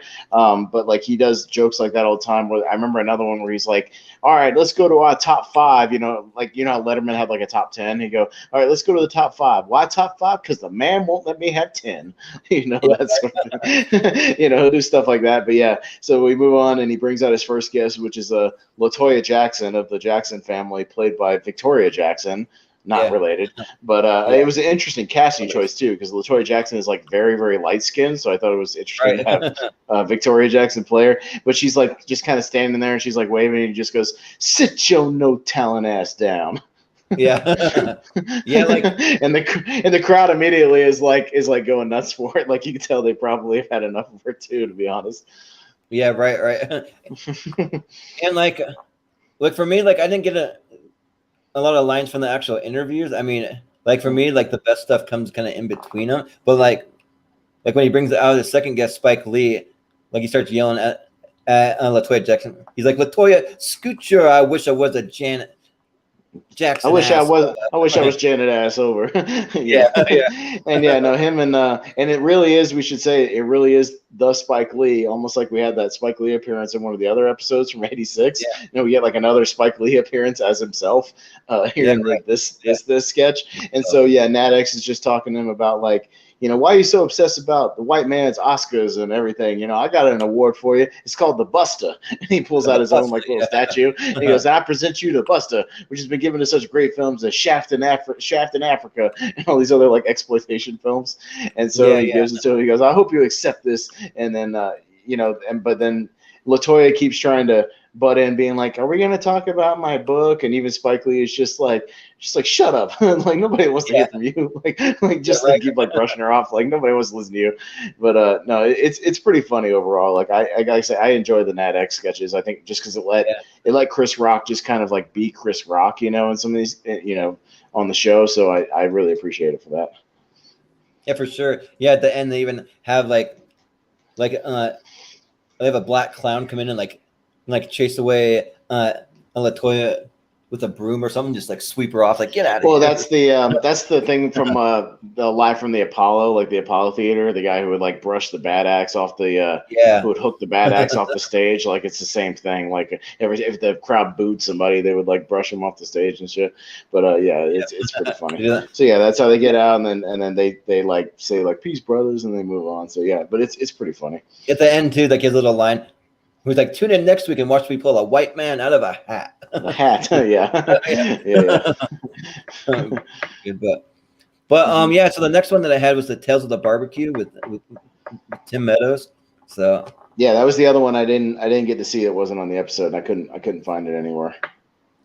So for this one, I didn't really write down too many lines, just because like there wasn't a lot of like real memorable lines. But like basically, it's just like Tim Meadows like telling these like old wives' tales, like some really like how like your like crazy uncle or like your like grandfather would like tell you stories, but they'll like super exaggerate it, make it seem like isn't it something about like a ship at sea and like Nazis and stuff and all kinds of crazy things like going on? Like he's talking about all kinds of crazy stuff. Yeah, so like he just keeps exaggerating more and more. So like it like starts out with like him just barbecuing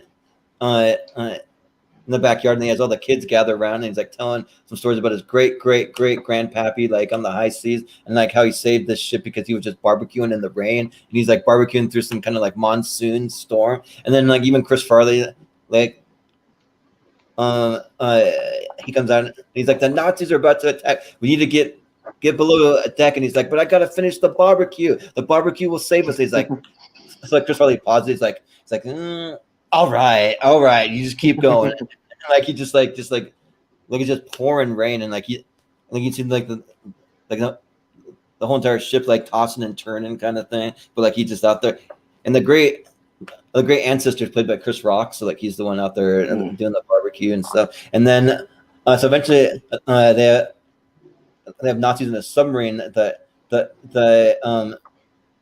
comes to attack, but it was able to like bring peace because of the barbecue sauce. And like there's like a scene where like throws the like meat at him and like throws the barbecue sauce on him, and like eventually they end up tasting it and they're like, "This is pretty good actually," so they like bring peace or something to it. But like there wasn't really like a lot of lines that really like stood out to me. It was just kind of like the whole like storyline. It looked like they had a pretty big set that had this huge ship that they had kind of rocking back and forth and stuff. So yeah, like it overall like it's a pretty good sketch. Like We had some pretty funny moments and stuff in it. So like an amusing sketch, but not anywhere close to the previous ones of the rest of the episode. Right. Not anywhere close to, not anything close to Bill Swirsky or Daily Affirmation or any of that kind of stuff. No, like those would be like 10. This one would be like a 7, probably. So it's still good, but it's not like as good. But yeah.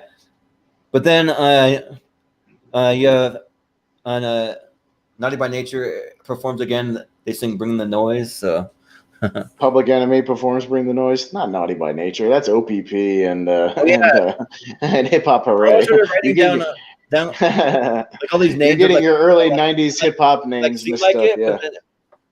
But it's not them. But like I must.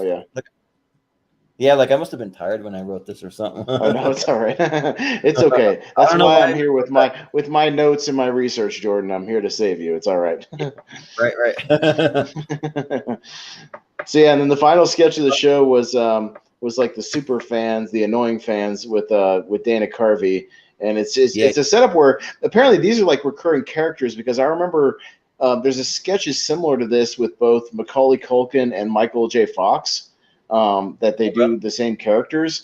Although it's Dana Carvey playing like an annoying fan, and it's basically Michael Jordan gets in an elevator, and Dana Carvey kind of gets in, right behind him as they're about to go up. And but usually in the other sketches, Kevin Nealon is there too as like another fan, and they kind of tag team annoy the person, whoever it is. Because I remember the Michael J. Fox one. It's just a whole thing where they keep every time there's a pause, they keep singing the Back in Time song. They keep going. Got to go back in time. And there's another pause. He just goes, "Have to go back in time." They're just like annoying him with the song over and over again. But this one is just like Carvey recognizes Michael Jordan. He's like, "Hey man, you're Michael Jordan. I think you're like the greatest basketball player that ever lived. Yada yada yada." Yeah. And he starts mentioning how he's like a singer and he wants to sing at the games, like singing the national anthem, and the whole thing just kind of crescendos to him doing a super over exaggerated version of the national anthem right there in the elevator, just like stretching out all the, and this really isn't that far off from some of these celebrities, singers who do their own versions of these national anthems where they just really stretch it out and like make, exaggerate all the lines and just try to make it like their own. Right.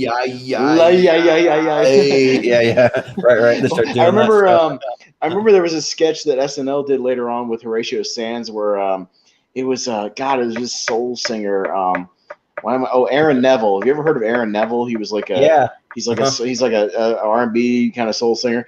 He did like a really bad version of a national anthem one time, and then SNL kind of lampooned it with Horatio Sands, where he did like, "Oh ho ho say, can you see hee hee hoo hoo hoo ha ha hee hee hee." Just doing this hee hee hoo hoo hoo ha ha hee hee. And it's really really funny. I've had a hard time finding it since I saw it, but it's really good. But yeah, it's just Carvey just like wailing away, just like stretching out all the words, and you could tell Jordan's just like getting annoyed, but he's trying to be nice, like he's trying to be a nice guy, and he's trying not to say anything. He keeps trying to cut him off, like, "Yeah, you're really good. You're great. You're great." I don't really have anything to do with who they picked to play the national anthem at the beginning of the game. That's not my department. I just kind of play the basketball games. Right.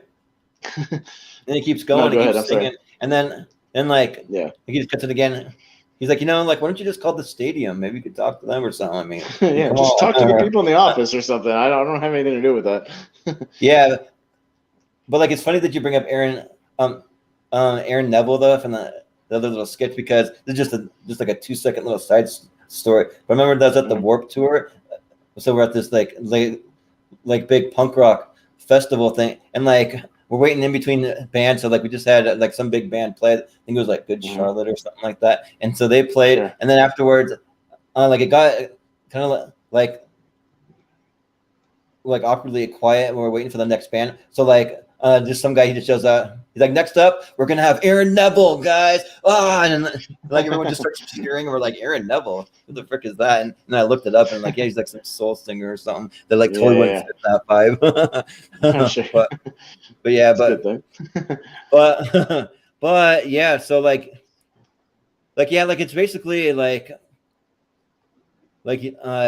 just Dana Carvey just singing over the top, and then and the Michael Jordan like feeling awkward, and then that's pretty much all it really is. That's pretty much all it is. Yeah. Again, it's not the strongest one to end on. I thought that if they maybe switch the order of the sketches, and we talk about this a lot, had maybe they put like the Nat X sketch at the end, like it would have ended on a really, really high note, instead of this or something like that. And but it always, just, you run this risk of like maybe, and to me maybe it's like maybe the sketch killed more in the dress rehearsal, because sometimes that happens where like maybe the audience reacts bigger to it in like the dress rehearsal, so they keep it. And sometimes depending on the reactions, they'll switch orders around, or they'll switch which ones they cut, which ones they keep. Maybe it had a big reaction at the dress rehearsal than this one did.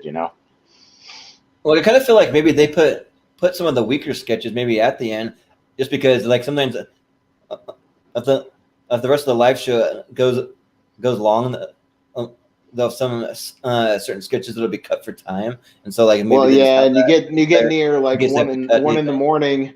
Yeah, you get to near like 1 a.m. here on the East Coast, when it's like the show's winding down. And people have maybe already fallen asleep by then. Maybe they stay up till midnight or 12:30, and they're kind of out by then. Yeah, it's true. So you want to get your good stuff in the beginning and kind of the middle. Yeah. Mm-hmm. Yeah, it's just kind of like having Backpage news or something like that. So you put all that stuff at the end, kind of thing, But but that's pretty much it. But I will note during the goodbyes, it's worth watching, like during the credits and stuff, because Flavor Flav is out there right in front and center, in the middle of everybody standing there, and he's dancing to like the goodbye jazz music, like the song they always play at the end, just the kind of saxophony, goodbye song. He's like trying his best to like hip hop dance to the song, jumping all over the stage, and it's pretty entertaining to watch, actually. Yeah, right. And speaking of that very last sketch, there's another sketch that reminded me of also, like, have you ever seen the sketch that they did that had Maya Rudolph, where she's singing the national anthem and she's just going crazy over the top? I think I remember that. Was she playing Beyonce, or was she just playing somebody else? Or was she playing like Christina Aguilera or something like that? I can't remember. I'm not even totally sure. I think it was Christina Aguilera. I think that actually sounds right. Like she's just singing like the whole like by the dawns or the I'm talking about but like I remember watching that when No, I'm sorry. I hate when celebrities like try to put their spin on it, and like instead of just singing it kind of like straight up and just using their nice voices, and they try to like stretch it out and go crazy with the tones and with the key changes, and just like instead of just singing it straight, just making it really nice, they want to just make like something goofy and silly. I don't like sing the national anthem, because like I remember just sing it. Like when I saw that Maya Rudolph version, like I thought it was pretty funny. So I showed my wife, and like she thought it was the most annoying thing she'd ever seen in her entire life. Like, what is this? This is like stupid. Just sing the national anthem. Why do they gotta like make some kind of joke about it or something? But I mean, yeah, she didn't like it. But like one of the best national anthems I've ever heard though. So they had Whitney Houston sing the national anthem for one of the Super Bowls, and it's like a famous one that's like widely known to be like one of the most beautiful versions of the national anthem, because he just straight up sings it, but it's with the voice of Whitney Houston, but she's not going off beat or like doing all kinds of weird things. Like, so like if you go on, I think they even have like a YouTube video that's like the top 10 best and worst national anthem performances. So you'll see like all the best ones, then you'll see some of the worst ones where like the celebrities tried to go Roseanne, like over the top. Roseanne one at the baseball game at the World Series. Yeah, the Roseanne was on there. Yeah. Yeah. That's one of the worst ones where she's like, she's like, yeah. Well, she almost sounded like a witch. She's like, not the free, or something. And then it was one of the few times where the national anthem got booed because she was so bad. Like they booed the national anthem. Yeah. It's crazy. But yeah, so that's it. So that's the episode. So yeah, that'll do it. But I thought definitely the Michael Jordan episode for sure is like a really strong like 9 out of 10. Like overall, it's really, really good. Like there's hardly any duds. Like I would say the worst sketch is like the one at the very end, probably with the Dana Carvey like super fan. Even that is not like, it's not bad. It's just like not as strong as everything else on the show. But the highs are so high, like the Daily Affirmation, the Bill Swirsky stuff, even the Jesse Jackson, Dr. Seuss stuff during Weekend Update is great. Like you got Nat X, you got Wayne's World. Like it's a really really strong episode, like top to bottom. Like you can't go wrong with it. Really, it's really really good. Yeah, that might be one of my favorite episodes of all time. Like honestly, because I'm a huge basketball fan. I grew up watching Michael Jordan all the time. So yeah, I mean, well, yeah, even like you said, the William Shatner episode, like it's not like a super strong episode. It's probably like a strong like 7.5 or so, something like that. But like the Star Trek convention is great. Like the Star Trek restaurant sketch is like really good.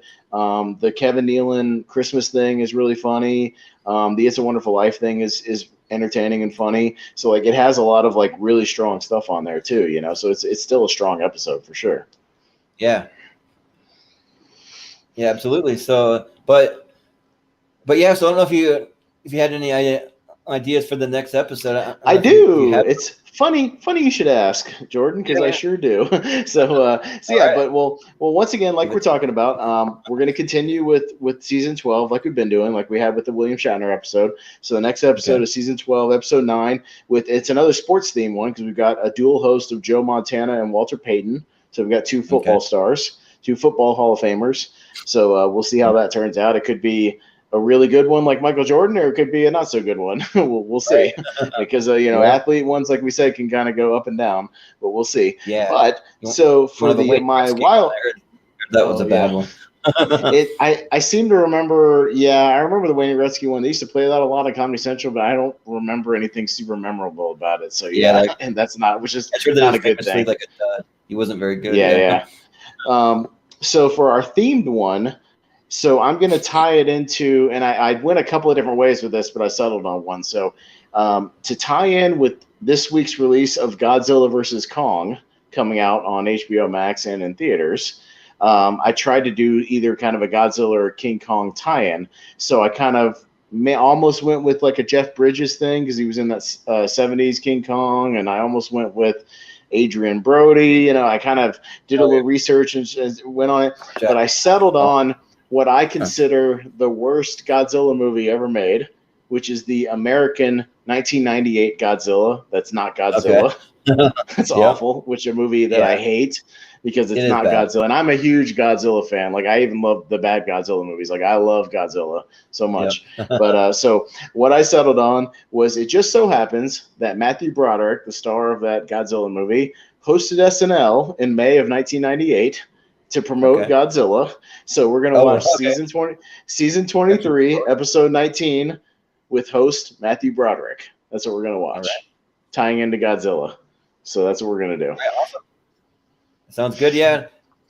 Well, it's like, what a weird choice for a Godzilla movie to have Matthew Broderick in there. I just thought that was like a really odd choice to have him star in that. It's funny because, because I remember the marketing for the movie actually being really good. Like the first teaser trailer was like that teaser where like the guys at the fishing dock and like the waves are slowly like rising and rising and rising because Godzilla's about to come out, and like all you see is like the feet stomping in the streets, and like they didn't actually fully reveal like Godzilla till like the week before the movie came out. Like the marketing was actually really, really strong. And then when you saw the design of Godzilla and like how it wasn't really a Godzilla movie, he's like barely in the movie. It's just like, and he gets, dude, the worst offense that movie has is he gets killed with missiles at the end. Which Godzilla never got killed with missiles. He brushed those things off like BBs. You know what I mean? Like, come on now. Can't kill Godzilla with missiles. What are you doing? The Japanese military could never take down Godzilla with their weapons. Come on now. So it's really bad. Too, and the movie was just so awful. Nobody wanted a sequel to that movie. So no. Yeah, they had planned on it, but nobody. And it becomes like Jurassic Park at the end. There's like little mini Godzilla velociraptors running around in Madison Square Garden. It's really, really bad. So So I decided to tie in Godzilla versus Kong, a movie I'm hearing good things about that I hope is good, with what I consider the worst Godzilla movie. So we're going to talk about when Matthew Broderick hosted to promote the movie back in season 23. So that's what we're going to talk about. I don't know. I should say I don't know if it's a good episode or bad episode. We'll find out when we watch it. We'll see. But it will be 1998, so we will get that late 90s cast. We'll get our Will Ferrells and our Anna Gasteyer, Sherry O'Terry, Chris Kattan, Daryl Hammond, Tim Meadows. We'll get that cast, so it should be interesting, and we'll get a little fresh set of cast members to watch. Right on. Yeah. The one good thing that I will say about the Godzilla is that like I listened to the soundtrack for that movie like so many times. Like the soundtrack had a lot of good like pretty decent music. I mean, you had the Foo Fighters on there. You had Green Day. You had the Puff Daddy Come With Me. You had like all those songs from like back in the day. So you had the Puff Daddy song was like the Kashmir Led Zeppelin ripoff, right? Or it was like the collaboration with Led Zeppelin. Like that song's cool enough, but like, what does it have to do with Godzilla? Like, it's not even in the movie. It was like none of those songs are in the movie. It's just like a soundtrack. Right. Just a collection of songs. They just like took Green Day song that's already released and just added like Godzilla sounds to the background or something. It's kind of interesting. Stupid. So it's just kind of weird, but like I'm looking forward to like kind of like getting a little glimpse into a different era of SNL. Yeah, I'm gonna, like I said, with my themes, I'm gonna try to bounce around a little bit for that wild card one and get us to kind of do some different eras and some different years, and it'll get us talking about what was going on at the time, and it'll give us a little something different to talk about in addition to our continuation of season 12. So I'm looking forward to that. Yeah, we'll have to see how much more Dennis Miller we can take. How many more? Church ladies. How many more church ladies? I think church ladies, and then I think from the Peacock description, church ladies in either the next episode or the one after that. Like, they use her again soon. So it's a couple of times, and I went ahead. I remember I went ahead and watched the Dennis Hopper episode from the end of this season, the finale, just because I was like watching stuff, and she's in that one too. So really? We're gonna get more church lady. Yeah. So it's a great character, but it's overkill. I mean, come on. It's too much. Like I love church lady, and it's always pretty funny. Like when they do it, it's just like they're just driving that character into the ground. It's like, ease up, guys. Just ease up just a little bit. Yeah, Use right. the character sporadically. Whoa. Back up. Yeah. Whoa. So yeah. So that's next week, and we'll see what happens. All right, awesome. Well, we're making that announcement when the episode is going to air on the Schmodown Friends and Family Facebook group. That'll be on there. It'll be on probably both of our personal social media too. So, but yeah. So I don't know if you have anything you want to promote, like any other social media. I know you don't really have much, but no. But I just started my first Twitter page, so I am on Twitter now. So I'm Movie Hero Pez on Twitter to kind of tie it in with the with your channel, obviously with Movie Hero channel. So Movie Hero Pez on Twitter, so you can check me out on there. All right, awesome. Yeah, we've been wanting to have some kind of like of a Twitter and an Instagram page that's related to the channel in some way, because my co-host Chris for Tier Ranker Fights, he's a pretty busy guy. He originally agreed to create those, but it never really ended up happening. So that's something that like eventually we're gonna have an official page, but that's coming. But we do have an official email that you can find us at if you go to moviehero2121@gmail.com. So if you ever have any questions for us, if you ever maybe might want to be a guest on one of our shows, possibly, we're always open to that. And then if you have any topics for maybe some of our other shows, that we're always taking suggestions for that. So yeah, but even if you guys want to suggest an episode for our wild card or for our themed episodes, you want to watch it, like something for us to watch for our second episode on these shows, like we'll take requests, and we'll work them in at some point. Sure. If I can't come up with a theme that week, I'll take a request. So yeah, you guys can hit us up either on the Schmodown Friends and Families page, or hit Jordan up on his personal page, or me up on my Twitter or Facebook page, and just talk to us, and we'll make something happen. You know what I mean? We want to be accommodating to the fans and listen to you guys. So. Yeah, definitely. Yeah, absolutely. Yep, we're all about building the community and building the camaraderie with the fans. We have a great community that the Schmodown's created. So yeah, we definitely love that. But for me, you can find me on all over the Movie Hero network. So me and Austin actually we're going to be hosting. He's going to be filming while my regular co-host Chris is out of town for his anniversary for 10 days.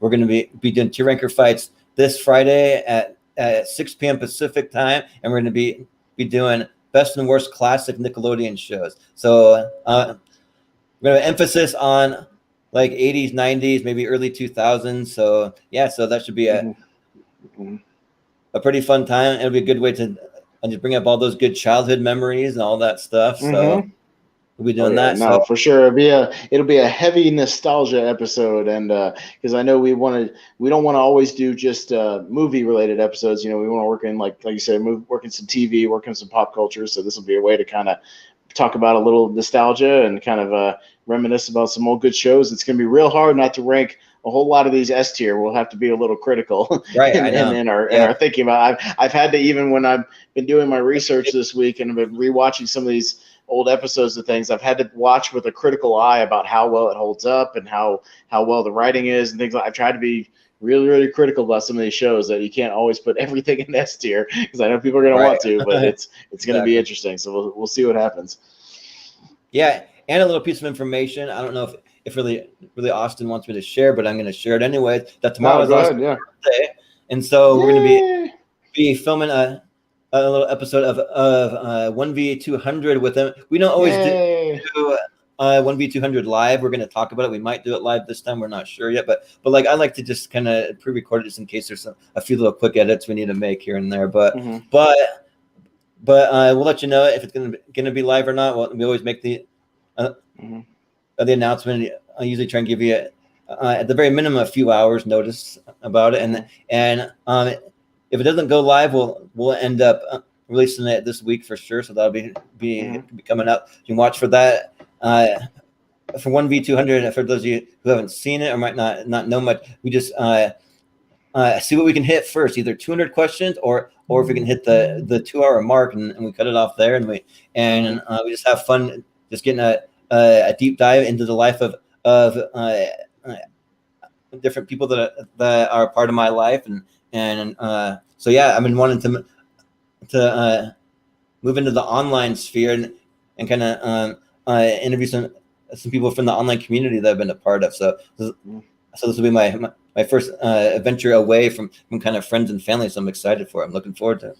Yeah, no, and I'm super honored that I'm going to be like kind of your first non-friend or family guest on this show. So I mean, I hope I live up to the expectations, but I think it'll be a good reason, because we've been co-hosting a lot of shows lately, and we've been doing a lot of stuff and talking online a lot. So it'd be a good way for us to both really get to know each other, because I'm sure things will come up, in your life as well as we talk about my life. But it'll be a back and forth thing, and we'll chit chat, and we've been kind of getting to know each other better. So yeah, it should be a good time. I'm looking forward to it. And we covered the gamut of like different things. We'll do some real personal questions. We'll do some lighthearted stuff. We'll do kind of like a mix of it all. So yeah, it should be good. Be a little bit of everything. Let's do it. All right, awesome. Well, anyways, yeah.